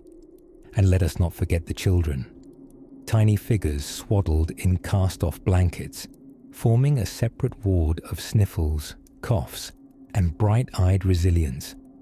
It was generally assumed that children were both more adaptable to illness and more charming to visit in large numbers, though both assumptions were optimistically Victorian. The architecture of these wards was brutally pragmatic. Rows of beds lined up with military displeasure, each with a chipped bedpan and a vase perhaps optimistically set out in the hope of flowers. The ceilings were high, allegedly for ventilation, though more likely to allow one's complaints to echo meaningfully into the void. Visiting policies were stingy, resting on the principle that too much joy was obviously subversive. Families might be allowed to interact briefly on special days, peering across rope lines as though on safari, wondering if their loved one would respond to whispered entreaties or merely blink slowly behind cups of tar-black broth. Still, in those shadowy corridors of convalescence, something resembling community often bloomed. You might find a group knitting scarves from unraveled socks, or telling stories from better days, or just inventing them wholesale because stories, like splints, didn't have to be true to be helpful. The infirmary, in all its starched contradiction, stood as a quiet testament to Victorian ideals, resilience, frugality, and a deep yearning to restore broken bodies with as little expense as humanly possible. And as the evening lamps flickered along the stone halls, casting long shadows over motionless beds, there came the soft, persistent rhythm of breath and cough, of life thudding along despite itself. Somewhere, perhaps, a nurse hummed a lullaby she barely remembered, and paused to tuck a quilt just a little tighter. But of course, even convalescence couldn't pause the workhouse wheel forever. For across the yard, something was stirring again in the laundry block. The trouble with Victorian workhouse food wasn't that it was bad. Oh no, it was far more insidious than that. It was perfectly monotonous, like beige wallpaper for your taste buds. In fact, much of it could have doubled as wallpaper paste in a pinch. Meals were designed not with flavor in mind, but morality. The idea was that if the food tasted too good, people might start turning up for seconds, or worse, liking it. And that simply wouldn't do. So the powers that be crafted a menu so joyless, even the rats brought their own lunch. Let's begin our sleepy culinary tour with breakfast, shall we? In many institutions, your morning delight consisted of gruel. Yes, the legendary gruel, made famous by poor little Oliver Twist's polite request for more. But just what was this gruel? Imagine oats that gave up halfway through being porridge. Or think of it as hot water with a vague memory of a grain, served in enamel bowls you couldn't quite decide if they were cleaner before or after the meal. Sometimes, on special days, say Monday, there might be a thin slice of bread to go with it. Toast was too extravagant, and butter was a revolutionary concept. Bread was a moral food, dry, simple, and unlikely to inspire sin, unless you were caught dreaming of jam. At midday came the main event, dinner. This was often the most substantial meal, which is not saying much. Boiled meat and vegetables when they could afford it, though the meat was rarely more than a suggestion. You might suspect that the beef had waved at the pot on its way past. Potatoes were sometimes included, unpeeled and uninterested. On particularly exciting Thursdays, there might be something threaded together by an ambiguous liquid implied to be soup. One participant described their soup experience as like someone had rinsed a cabbage in a hot bath and served the runoff. Evening brought supper, which was essentially breakfast again. More gruel, occasionally substituted with cheese. Although the cheese was often so aged, it qualified for a pension of its own. And if you were ever presented with suet pudding, brace yourself. It was dessert only in that it was served last. More often than not, it resembled a dystopian sponge soaked in worry and beef fat. There were, of course, rules about all of this. The Poor Law Commissioners had detailed dietary scales, akin to nutritional commandments, to ensure that no one enjoyed their food too much. Calories were counted with an almost spiritual zeal. Too few, and the inmates would collapse. Too many, and the whole moral fabric of the institution might unravel. Nobody wanted to run a workhouse that bordered on hospitality.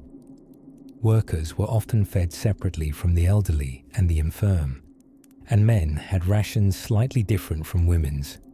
These gendered grains were thought to reflect the uneven calorie needs of different classes of labor, though in reality, most people just remained hungry, regardless of biology or virtue. Water was the standard beverage, of course. No tea, unless you were starved. No alcohol. Heaven forbid you feel comfort amidst your destitution. Though rumors did swirl about sneaky indulgences among higher-level administrators, who occasionally kept a flask nearby for coughs, which was Victorian for being thirsty in a morally flexible way. To make matters more curious, forks were often absent from the workhouse setting altogether. Why? Because too much cutlery suggested leisure. And leisure, to the 19th century bureaucrat, was the first step toward criminal mischief. So many meals had to be eaten with spoons, or in extreme cases, with a mix of fingers and dignity. Happiness was not considered a condiment. If you thought of the food as merely edible, you were already flying too close to the sun. It was designed to keep you upright, nothing more. And yet, in all this beige bleakness, the human spirit found its mischief. Tiny rebellions occurred, a surreptitious, pilfered crust, a dollop of smuggled onion, a whispered joke about how the stew tasted remarkably similar to last week's mop water. Even within the bowl of gruel, a spark of personality remained, like a single crouton of defiance floating in a sea of regulated sorrow. Tomorrow, the gruel would return, as inevitable as sunrise. The menu would not change, because change was suspicious. But in each spoonful, shared in silence or laughter, there was something oddly binding, a strange unity and blandness. And so, as the dining hall echoes fade and the flickering gas lamps hum the slow lullaby of full stomachs and small mercies, let us quietly rise from the wooden benches and tiptoe into the next part of our dimly lit journey. Something curious awaits behind that heavy door just ahead. By late morning, the workhouse was in full swing, a phrase that might suggest something far livelier than it was. There were no swings involved, alas. No music, no bustling market stalls, no cotton candy seller with a cheeky grin. Just the repetitive scuff of hobnailed boots, the clink of battered tin utensils, and the occasional cough that echoed down stone corridors like a sad trumpet solo. Now, if you hadn't already lost your appetite during breakfast, which, if you recall, occurred sometime in your previous life as a free individual, you'd be treated to what passed as lunch within those parochial institutional walls. Today's midday delicacy, sweat pudding with a side of unspoken despair.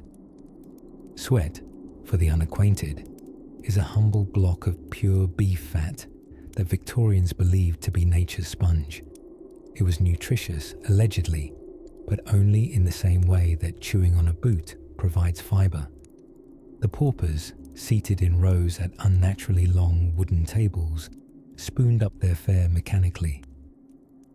Talking was discouraged, which in Victorian terms means forbidden, frowned upon, and possibly punishable by OT demerits or extra chamber pot duty.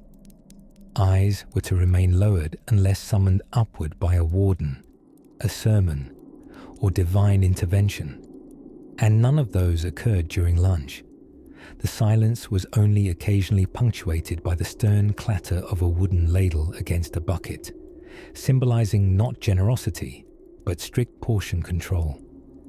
The ladle was wielded with the reverence of a royal scepter and precisely none of the benevolence. Too many peas? That's wastage. Too few? That's your imagination getting greedy. And don't even think about asking for seconds. You might envision rows of sad-eyed paupers hunched over their bowls and believe this was the lowest point of their day. But you'd be wrong, of course. After lunch came the beloved postprandial activity, stone breaking, or perhaps oakum picking, or, if you won the day's bleak lottery, stair scrubbing, an activity so unwinnable Sisyphus himself would have asked for a furlough. Let us focus now, if you're still with me, on oakum picking. It sounds charming, doesn't it? Like something a winsome Jane Austen character might do while awaiting word from a naval suitor. Alas, it's nothing of the sort. Oakum is tarred rope, usually sourced from old sailing ships, and your job as a Victorian workhouse inmate was to unravel it, fibre by miserable fibre, with your bare fingers, ideally while not bleeding onto anything. This activity, employed primarily by the infirm or the elderly, those judged too delicate for outdoor labour, was heralded as both therapeutic and productive. Of course, therapeutic, in Victorian bureaucratic context, meant it kept you stationary, silent, and suitably occupied while your joints quietly mutinied. Children, too, were put to oakum picking. In fact, a great many Victorian institutions believed in training little hands to industry. That sounds awfully quaint, until you see a 6-year-old with fingertips rubbed raw by maritime leftovers. Little Tommy didn't learn cursive, but he could dismantle nautical rope faster than a seagull after chips. Ah, and there's such order to it all. Each task was measured out in precisely weighted amounts. Workhouse inmates were often expected to pick a pound of oakum per day, and if, say, your hands happened to be small or missing a finger or two, which wasn't entirely uncommon, you were still, inexplicably, expected to produce the same poundage, because the rules were consistent in their absurdity, and anything less was laziness. Now, breaking stones, on the other hand, came with its own bleak poetry.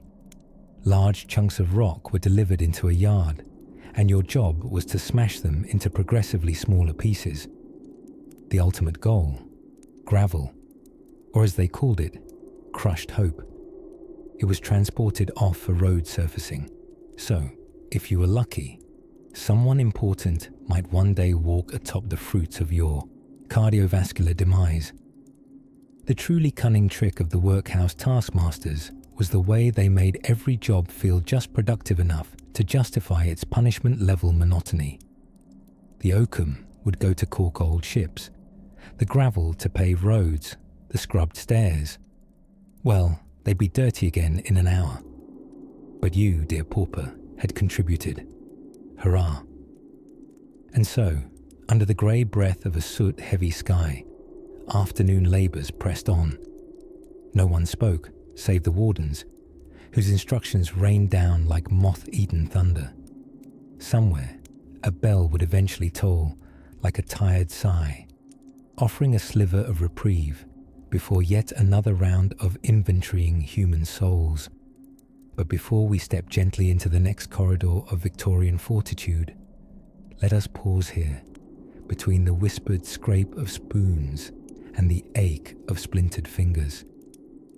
The hour is turning, and another duty awaits, one where uniforms meet starch, and secrets are pressed flat between boards. And so we wander farther into the echoing corridors of the Victorian Workhouse, where hope and despair did a clumsy duet, and the wallpaper, if one could call grey water stains wallpaper, was less than inspiring. Having already survived the morning gruel, a feat which placed you emotionally somewhere between a Dickens protagonist and a mildly soggy muffin, you now find yourself approaching an institution within the institution. The laundry. Yes, the hissing, steaming, rumbling chamber where dirt met its mortal enemy, and most of your dignity checked out somewhere near the wash tubs. The laundry wasn't just a workplace, it was a realm all its own. An alternate dimension where water boiled hotter than Satan's foot bath, and lie was a social equalizer that spared no one's knuckles. You see, laundry in the workhouse wasn't some tranquil arrangement of lavender-scented suds and gentle humming. No. It was a thunderous ordeal performed by women and older girls, sometimes even elderly inmates, who wielded wooden dolly sticks and scrub brushes like overworked warriors in petticoats. To step into the washroom was to enter a fog. Not the poetic kind, mind you. No moody, windswept moors here. This was an industrial sort of fog, belching from scalding copper boilers, condensing on the stone walls, and steaming the very marrow in your bones. It smelled of soap, sweat, and despair. And if you were lucky, only a faint trace of last week's laundry-related drama. Once inside, you'd face your wet fate. Clothes were sorted, not by colour or fabric, but generally by whether or not they could be rescued, and plunged into brutal wooden vats full of soap-slick water hotter than any respectable cup of Victorian tea. Toddlers might still be reciting their ABCs, but women here could alphabetize 30 stains, 3 kinds of lice, and someone's Tuesday regret. The dolly, a tall wooden plunger with legs, would be rotated vigorously and spitefully in the wash tub, agitating the linens until soap foam frothed over like a mad alchemist's potion. You'd work with your sleeves rolled to your elbow and your patience rolled off a cliff. And then came the ringing. Oh, the ringing. The mangles, those large hand-cranked rollers with all the charm of medieval torture devices. reduced wet sheets to soggy crepes. Turning the iron wheel took considerable strength, and the iron responded with all the delightful give of a grumpy ox. It was not uncommon to hear the sounds of damp fabric shrieking across the rollers, right before someone's sleeve got a little too friendly with the machinery. After the wringing, clothes were hung on ominous wooden racks or pegged to lines in the airing yard, assuming it wasn't raining, sleeting, or just generally being British outside. And then one waited and hoped, and maybe snuck in a complaint in the form of a weak sigh. Now, in case you're wondering whether all this washing was for the benefit of the inmates themselves, well, bless your optimism. No, the laundry was one of the few parts of the workhouse that actually brought in money. You see, local businesses, the wealthier townsfolk, and various institutions happily offloaded their piles of murky misfortune to the workhouse, where the soft hands of pauper women and the scorching tears of boiled soap awaited. And so, while the upper crust tucked into scones and lace-trimmed napkins, their undergarments were being pounded, boiled, and wrung free of all evidence by women who sometimes lacked shoes, let alone sugar in their tea. It's easy to romanticize the past, until you picture yourself elbow deep in someone else's underpants, while a matron sings aloud the laundry rules for the third time this week. Still, even here, amid caked soap and scorched sleeves, there was the occasional moment of mischief, a whispered joke across the wash tub, a smuggled lump of lard saved to soothe chapped hands, or, on the daringest of days, a briefly pilfered button from a gentleman's shirt as an unlikely keepsake. Survival, after all, wasn't just about finishing the chore, but preserving a sense of being more than your ragged apron and aching back. The workhouse laundry was a trial, certainly, a ritual of suds and sorrow, but it was also, in its steamy way, a place of strange resilience, a theatre of small defiance tucked between starch and steam. Now, as dusk crept in through the high, clouded windows, casting long shadows across the drip trays and dangling shirts, we edge quietly away from the washroom. Your hands are raw, your shirt still damp, and yet a softness stirs in the air outside. Another hour, another corner of the workhouse to discover. Let's wander next toward a place where silence was imposed more strictly than sanitation.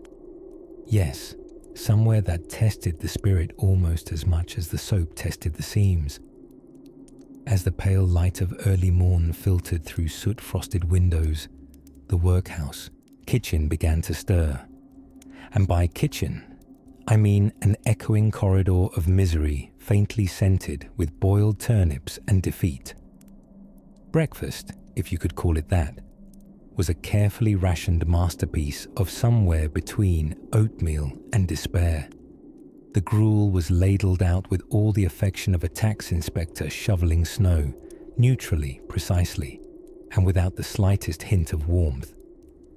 This was not breakfast as an act of love. This was breakfast as a formality.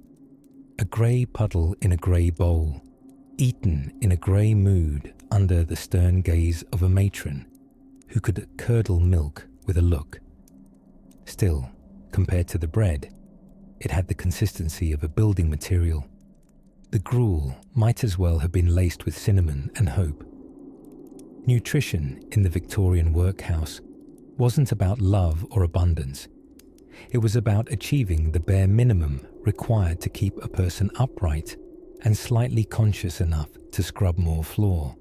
Interestingly, and here's a delightful little morsel of bureaucratic weirdness, the poor law commissioners back in London had wonderful ideas about how food should be rationed. They believed that if you were poor and receiving charity, you should certainly not be enjoying yourself. Pleasure was the highway to moral collapse, according to certain gentlemen in stovepipe hats who'd never peeled a potato in their lives. Workers were given less food than prisoners in some cases. Yes, there were actual comparisons made, charts and graphs no doubt, because heaven forbid a chimney sweep get more porridge than someone who'd stolen a donkey cart. And yet, meals were painstakingly logged. There were charts dictating the amount of cheese you could have per week, assuming you were one of the lucky few given any cheese, which basically made you a sort of dairy aristocrat. Butter, a myth whispered among orphans. There were debates, heated, public debates, about whether the elderly inmates needed meat more than once a week, or whether 3 potatoes a day indicated scandalous indulgence. Imagine a town meeting where people had passionate arguments about turnip allotments, and you have Victorian Britain in a root, vegetable-flavoured nutshell. But perhaps the most surreal of all menus belonged to the children. Ah yes, the little ones. Wide-eyed and underfed, they were kept on an even tighter culinary leash. The thinking went that too much butter would lead directly to sloth, or possibly street gangs. And so they were served such Victorian delights as rice pudding without sugar or bread and drippings, because nothing says youthful vitality like a slice of bread soaked in bygone beef fat. In one notorious workhouse, it was proudly noted that dinner for the children consisted of pea soup with infinitesimal bacon. The word infinitesimal was used proudly, as if microscopic pork were a feature, not a lawsuit. And through all this, meals were not social occasions. They were regimented, near silent affairs. Conversation was discouraged. Smiling was suspicious. Coughing without permission. Grounds for a stern talking to or a bonus chore involving buckets. But what's truly fascinating is how food became a symbol of morality. The Victorians loved a good moral, and they believed that hunger could teach you virtue. Not survival skills or gratitude, mind you, but honest-to-goodness character development. Like sacrificing hunger was the bootstrapping backbone of moral success. So they fed the poor just enough to prevent chaos, and not a dram more. The notion of a comforting bowl of stew, a crusty roll, or, heaven help us, a piece of fruit was considered not only unnecessary but possibly sinful. Still, some tried to cheat the system. Rumours float around of children pocketing bread crusts, or of a clever boy slipping past the watchful eye of the cook to lick a spoon twice. The rebels, the rogues, the culinary pirates in oversized smocks. And yet, food remained for most a monotone backdrop to a life of labour. It neither comforted nor delighted. It merely arrived and then vanished, much like one's dreams of Sunday roast or an apple not shaped like a rubber slipper. But do not despair too deeply. Even within those grim refectories and parsimonious menus, flickers of resilience sparkled. A whispered shared crust, a lullaby hummed under breath, a child imagining that grey porridge was actually plum pudding on Christmas Day, with tinsel made of lint and chairs that didn't squeak in protest. Even inside the stomach-turningly institutional world of a Victorian workhouse, the imagination remained privately vibrant, and dreams of butter, bacon, and perhaps even jam, could not be rationed. Now, as the dinner bells ring and tomorrow's chores loom like puddles in frost, we take a drifting step into the quarters of those who supervise this strange world, where power came with keys and opinions on potatoes.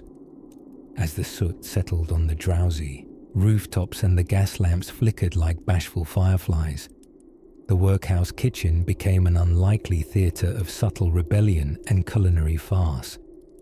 Not the spicy, smuggling in ginger sort of rebellion, heaven forbid, but more of the swap your boiled turnip for someone else's slightly larger boiled turnip variety. Let's follow our sleepy footsteps through the clanking echo chamber that was the workhouse scullery. Not quite a kitchen, not quite a place of joy, but rather a vaguely damp area where cabbages went to weep and porridge went to thicken in despair. Food inside a Victorian workhouse was less farm to table, and more gruel to questionable origin.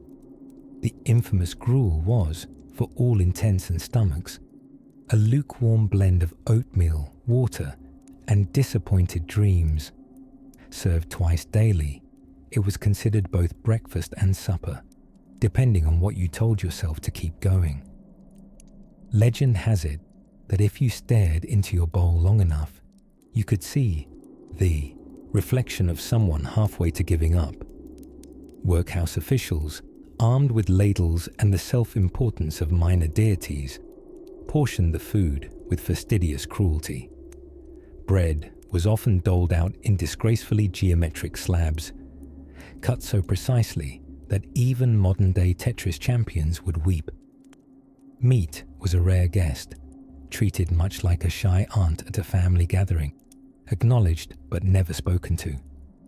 Now, a moment must be spared to appreciate the men and women of the kitchen staff, most of whom were fellow inmates. Imagine being both underfed and asked to prepare food you won't enjoy. That level of irony could stir the soul, if not the stew. Mrs. Harkins, the senior kitchen matron, held the title of Queen of the Broth Pot.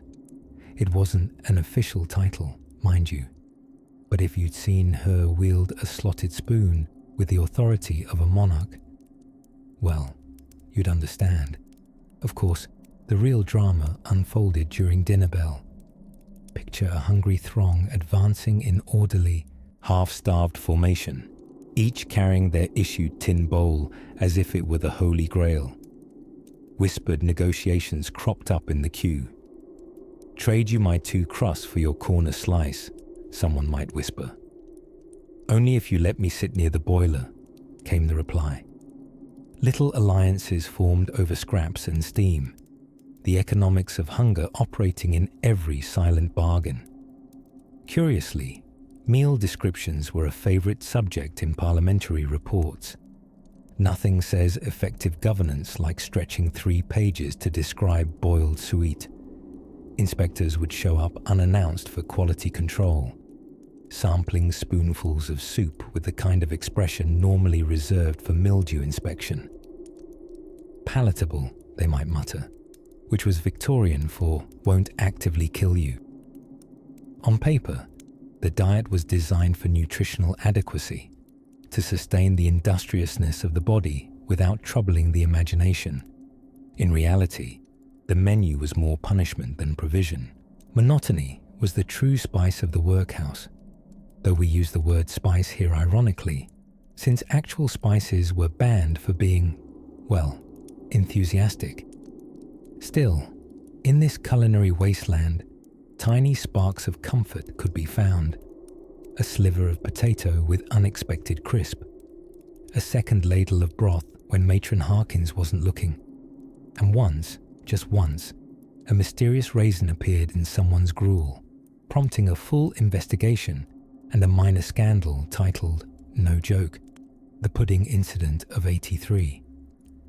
As night settled and the communal tables were wiped with the sort of cloth that had seen better centuries, inmates would shuffle to their corners with stomachs partially full and hearts ever so slightly warmed. For isn't that the strangest alchemy of the human experience? That even under the greyest regime of boiled cabbage and dictated silence, people still clung to moments, however small, of taste, of trade, and of togetherness. Outside, the night air pressed soft against the stone walls.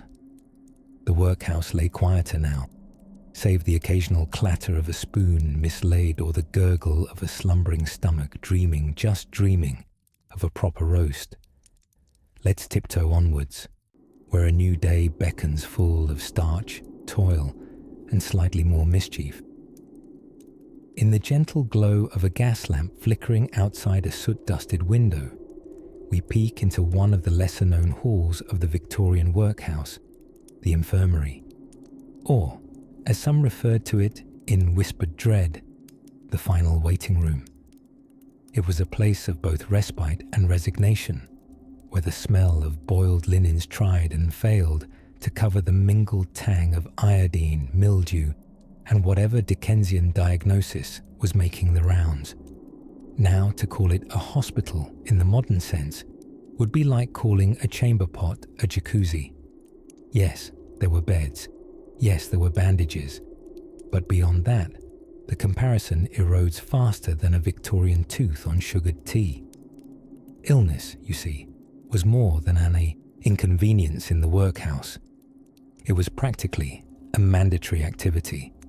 Inmates suffering from dropsy, rickets, whooping cough, or anything ending in pox were herded into overcrowded sick bays divided by thin curtains and thinner hope.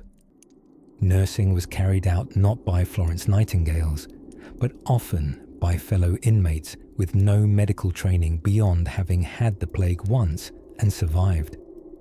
There might be one official nurse, usually irritable from overwork and a chronic lack of anything resembling medicine. Remedies often included oatmeal water and a stern talk about pulling oneself together.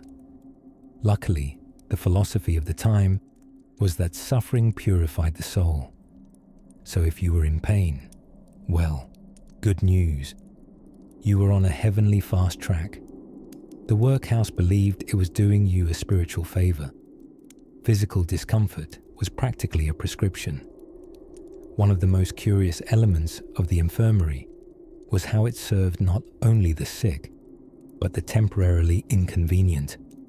If you fell behind on your wool unpicking quota, or were deemed too argumentative at slop time, you might find yourself gently nudged toward the infirmary bed with orders to rest until a more obedient version of yourself emerged. For genuine cases of grave illness, however, the path often led from the bed to the back of the building, where the workhouse mortuary stood in its solemn silence. It was a small stone room that harbored the final secret of many who entered the workhouse never to leave again.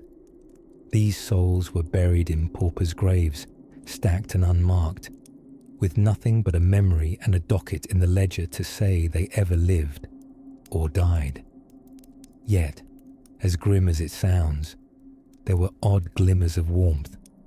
Sometimes, a kind-hearted inmate would sing softly while rubbing salve onto another's aching joints.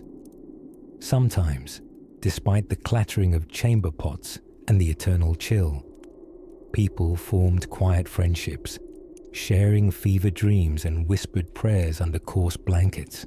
Even in the most barren soil, humanity clings like stubborn ivy. Though not officially encouraged, there were occasional acts of theft, but in the name of mercy. A teaspoon left on a tray might find its way under a dying man's tongue, laced with contraband honey.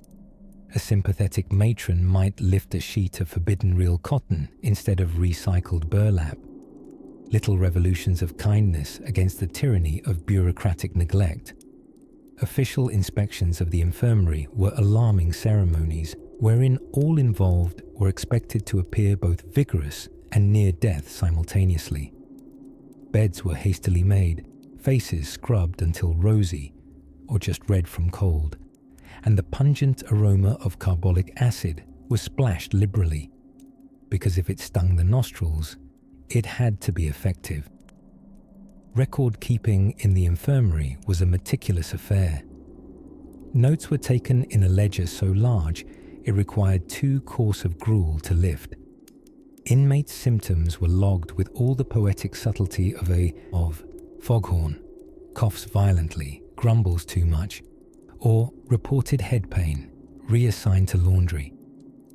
Diagnosis was as much an art as a hobby, and often involved phrases like humours and disposition of spleen. Still, it must be said, the infirmary occupied a peculiar space. It was feared, yes, but also oddly respected. It stood as the one place in the workhouse where time slowed, where even the most severe rules loosened their grip. A bell at midnight might signal more than sickness. It might mark the quiet surrender of a soul too stubborn to break, but too tired to keep mending. And so, we tiptoe out, down the corridor of harrowed whispers and worn slippers. We leave the damp stone walls behind for now, tip our hats to the nurses who never trained and the patients who never complained quite enough, and drift onward, to a place where even mealtime had its own drama. Yes, next, we ladle ourselves into the curious cauldron of the Victorian Workhouse dining hall. It would be easy to assume that the worst part of a Victorian workhouse was the gruel, or the forced silence, or the more than occasional stray rat that pattered across a sleeping toe. But for many occupants, particularly women and the elderly, the true daily gauntlet, complete with emotional damage and a hint of cabbage, was known as the regulation bath. Ah, the bath, that most innocent of modern comforts. But in the utilitarian machine that was the workhouse system, hygiene became less about wellness and more about industrial efficiency, with a side of mild humiliation. These were not the warm, lavender-scented soaks of modern spa fantasies. No, these were brisk, mandatory plunges administered under the steely gaze of the matron, who commanded the room like a damp and deeply underpaid sea captain. Picture it, a chamber tiled in chilly white, where privacy was not so much a luxury as a scandalous myth, and water temperature fluctuated between Arctic abyss and tepid apology. Baths were imposed upon entry and at regular intervals, ostensibly for cleanliness, but also perhaps to remove the last clinging shreds of independence one may have smuggled in on their person. Embarrassment apparently had antiseptic properties in Victorian England. The ritual began with disrobing, which was expected to be done quickly, quietly, and with as little visible disgust as humanly possible. Clothes were surrendered with the same sorrowful finality as a knight laying down his sword. Then came a brisk scrubbing, often performed by the matron or, worse still, a junior nurse with the empathy of a damp dishcloth and the elbow grease of a prize-winning scullery maid. Soap, when provided, was coarse and gritty, resembling a miniature sandstone monument to lost dignity.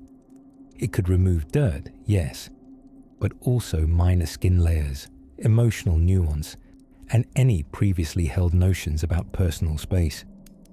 The bath itself lasted precisely as long as was necessary to fulfill the weekly hygiene requirement without venturing into the realm of comfort.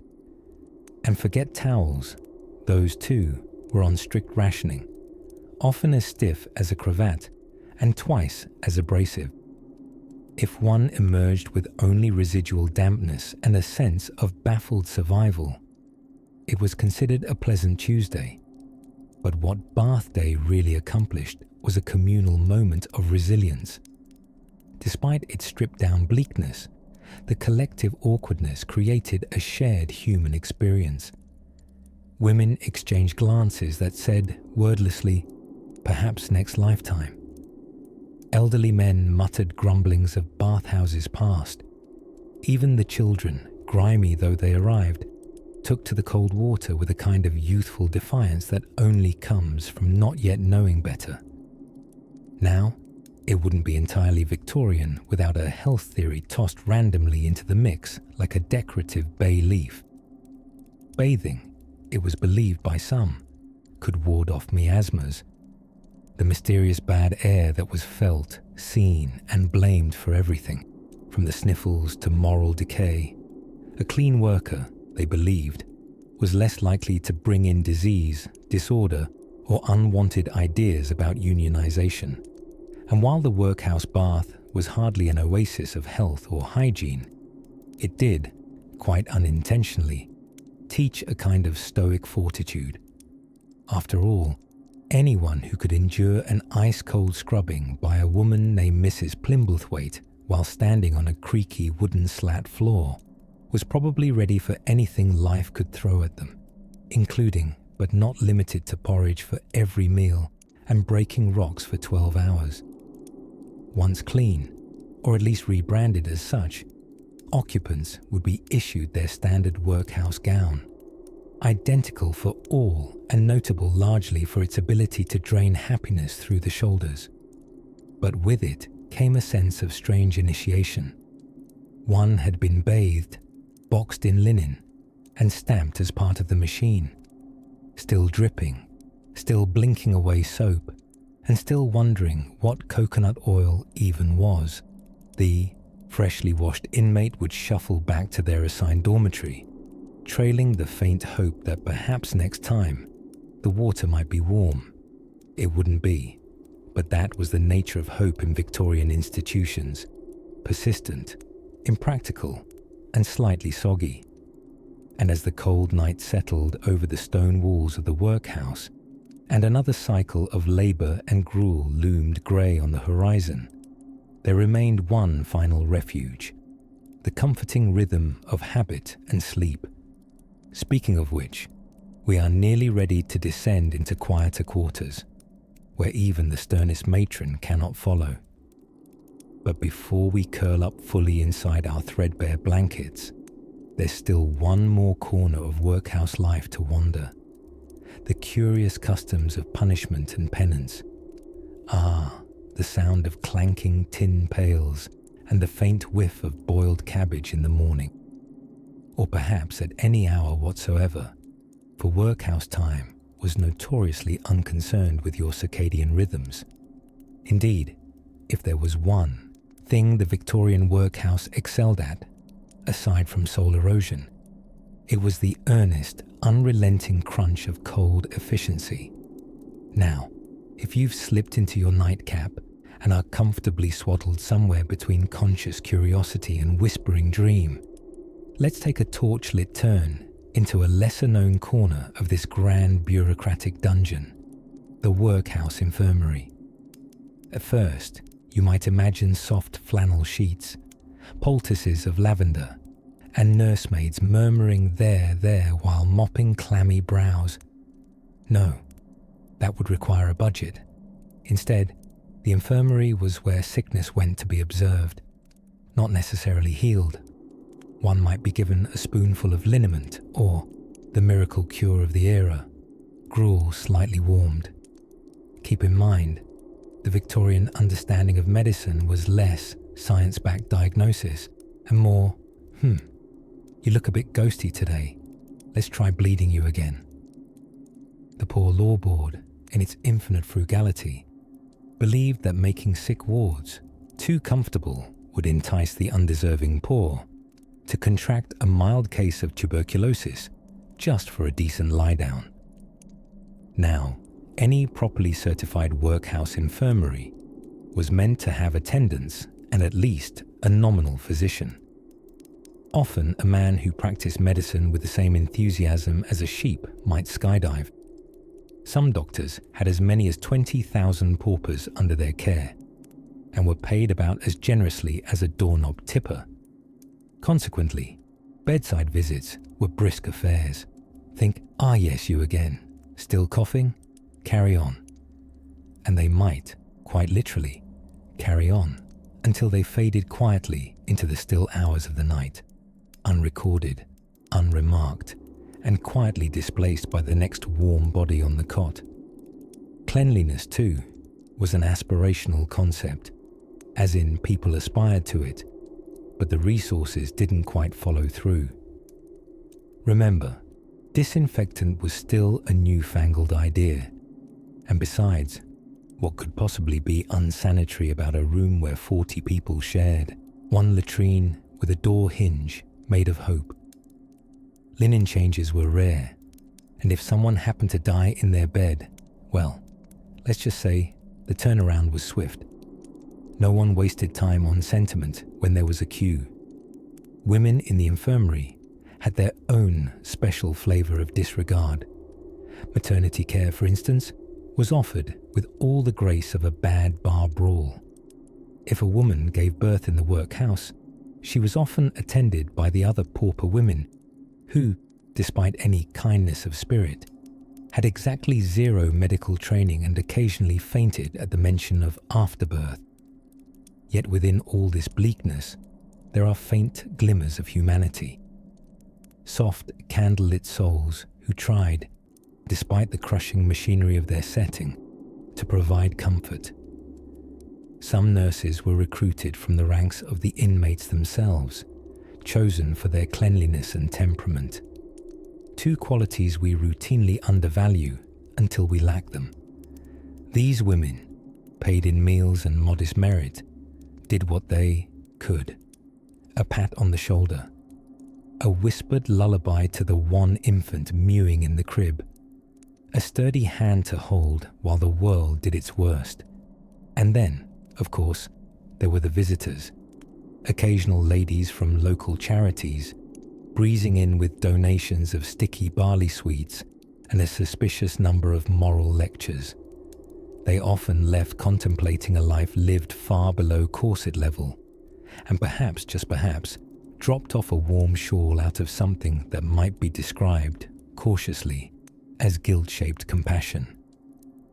The workhouse infirmary, like so many corners of Victorian life, was a place where good intentions perished quietly under the weight of budgetary constraints and societal indifference. But somewhere amidst the linoleum gloom and overshared bedpans, flickers of care still smouldered. And so, as flickering gas lamps gutter low and night settles quietly between those soot-painted bricks, let us pad down the corridor, past the dozing nurse with her darning needle and the quiet cough that never quite goes away. For another chamber lies ahead, a place where silence means something different entirely. Let's draw the curtain and gently press onward. On particularly grey mornings in the workhouse, when the porridge was unusually watery and the socks unusually damp, the mind began to wander. You might find yourself staring at the same cracked tile for an hour, perhaps suspecting it knew more than it let on, or imagining what it might be like to be anything at all, besides a resident inmate under the merciful tyranny of Mr. Wiggins, the workhouse master with a moustache like a dying squirrel and the power to lessen your gruel by a quarter ladle for humming. Let us whisk ourselves now through time's velvet hallway and alight upon one of the strangest thought experiments to ever tumble through the musty corridors. What if, just what if you became the workhouse cat? Ah yes, Tibbs, Sir Tibbs III, unofficially knighted by a boy named Bert with 2 teeth and an affection for dramatics. Tibbs lived a life of complex duality. On one paw, he was free, roaming the rafters and sneaking into the kitchen before cook had sobered herself into full awareness.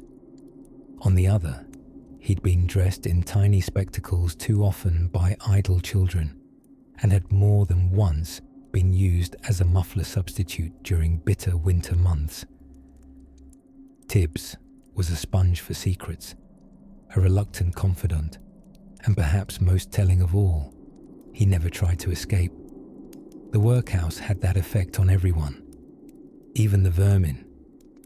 Still, there were moments of odd joy.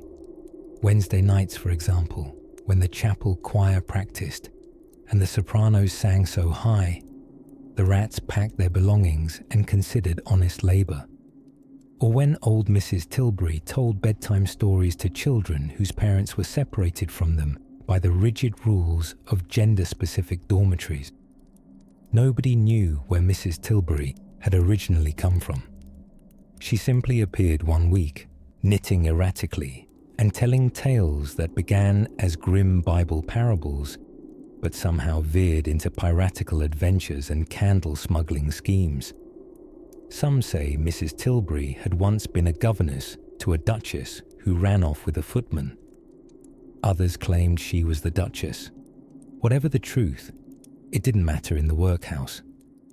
The hierarchy of high society dissolved into dust when you were queuing up for your 8th straight day of mushy turnips. A child once asked Mrs. Tilbury how long she had been there. "Oh, my dear," she'd cooed, knitting needles clicking like the jaws of time. "Long enough to forget why I came, and not long enough to forget that I wish I hadn't." It wasn't all sour tea and stricter-than-thou Bible readings. Every so often, the town would send over donations, tired boots, misprinted Bibles with curious translation errors. "Thou shalt not covet thy neighbour's goat, unless it be well fed." Once, joy of joys, someone sent an entire crate of wigs meant for amateur theatricals. No one knew what to do with theatrical wigs in a workhouse, so naturally, the children formed a Shakespearean society overnight. Their production of Macbeth was, in short, a disaster, but a gloriously creative one featuring 3 bearded witches, a wallpaper tube for a sword, and an intermission where an actual rat may have performed the role of Banquo's ghost by accident. Perhaps the funniest part of all this, if one squinted and tipped their head just right, was how the inspectors kept missing it. Their semi-annual visits were full spectacles, with starched collars and judging eyes, but they never looked beyond the walls they thought contained misery. They didn't notice a smuggled meat pie passed from a cook's apron to a child's pocket, or that the boys were trading socks like currency, 1 ply for 2, depending on the presence or absence of holes. You see, in the rigid humdrum sorrow of the workhouse, a mystery lived, a soft, unspoken rebellion of resilience. People found pieces of joy in hiding, in friendships, in stolen candlelight and borrowed books, in Tibbs, the cat, who once meowed in perfect sync with a hymn, and was thenceforth believed by some to be a reincarnated choir director. And so, the workhouse wasn't just soot and suffering. It was a petri dish of dreamers. Children becoming pirates under rough wool blankets. Grown men reciting poetry to pigeons. Women who remembered kisses and rebellions and warm hearts they once believed they'd forgotten. Outside, a thin drizzle kissed the grimy windows. Inside, someone laughed, softly. Rare sound that, fragile, shimmering, like glass threatening to sing. And above it all, Tibbs stirred on his rafter, tail flicking, dreaming of a life where the porridge was laced with cream and the mice wore waistcoats. Of course, that's just the beginning of where dreams begin to slip from shadow to story. The gas lamps flicker one last time along the cobbled path, casting a tired orange glow over the soot-streaked bricks of the workhouse facade. Inside, the great iron clock gives its final chime of the day, 9 slow, echoing tolls, as if even time itself is exhausted. In the women's ward, someone whispers a hymn. It rises through the rafters like steam from a forgotten kettle. Faint, quavering, mostly off-key, yet strangely lovely. We may never know the singer's name. Perhaps she once sold lavender on London bridges, or peeled potatoes for a family who never bothered to learn her face. Now she's here, wrapped in brown wool, a soul swallowed by the system. But unlike the cucumber sandwiches enjoyed by polite society, singing was at least free. At this hour, the workhouse eases into a gentle quiet, the kind of silence reserved for graveyards and Victorian etiquette manuals. The matrons have done their final round, their boots clicking like exclamation points on stone floors. The children have been counted, which they're always disconcertingly good at, cradle to cot, ledger to pencil. And the rats, those uninvited custodians of the pantry, settle into a more dignified shuffle, even they seem tamed by the dimming light. In many ways, the real backbone of the workhouse economy was not the overseers nor the thin gruel. No, it was rodents with scheduling discipline and an abiding love of biscuit crumbs. Upstairs, beneath the low timber beams of the men's dormitory, snores begin to compete with the wind. These are not gentle snores, but the wheezy, time-worn grumbles of men who've lived too long in drafty beds and brittle boots. Old George mutters in his sleep, something about Queen Victoria misplacing his boots. No one corrects him. After all, stranger things happened during the Empire. By the hearth in the general ward, now just a smudge of smoking embers, sits the night watchman, cradling a cup of what might generously be called tea. His name is Arthur. He once dreamed of becoming a poet, then a policeman, then a pickler of exceptionally good onions. But life, as it often does, rerouted him. Still, he hums sonnets to himself beneath his breath and holds conversations with the mop, which never interrupts. Tonight, the air carries a chill hint of coal dust and possibility. Outside the gates, which were in truth never entirely closed to the idea of rust, London dozes unevenly beyond the fog. Carriages roll on unbothered wheels, factory fires spit their last sparks, and somewhere in Whitechapel, someone is cursing a bootlace. It's the Victorian lullaby, street lamps, soot, and someone always muttering in Cockney. If you asked a reformer of the day, they'd tell you the workhouse was the height of practicality, discipline with a roof. If instead you asked a child forced to wash bricks at dawn, they'd probably say something far more imaginative and a tad more accurate, involving witches and weak tea. Indeed, the workhouse was a paradox of intentions. Designed to deter idleness, it often punished desperation. A place meant to uplift, but mostly just made everyone anemic. Somewhere between moral philosophy and administrative oversight, human beings turned into case numbers. Victorian Britain, where your worth was measured in work units, oatmeal portions, and how quietly you could perish. And yet, even within these rigid walls and regulations, there were flickers of defiance, bits of laughter hidden in linen closets, jokes scribbled in the margins of mangle repair logs, even a small rebellion once when the spoon inventory mysteriously fell short by 17, prompting a 3-day spoon hunt and several accusatory glances at a particularly round orphan named Ned. Now, as the clock drags its heavy hands toward midnight, the workhouse breathes the rhythm of sleep. The metallic drip of the laundry pipe, the creak of a bed frame leaning slightly left, the distant snort of a dreaming fishmonger, all perfectly timed in the symphony of weariness. Tomorrow will bring more scrubbing, more ledgers, more tea without flavour. But for now, just for now, the institution exhales. No boots to shine, no lectures to endure, no Dickensian misfortunes knocking on the kitchen door. In the deep hours, even the workhouse finds a kind of peace, and perhaps, in dreams, its residents return to softer places, fields before the fences, fires without quotas, mothers before the magistrate's file. Somewhere they are free, if only until dawn.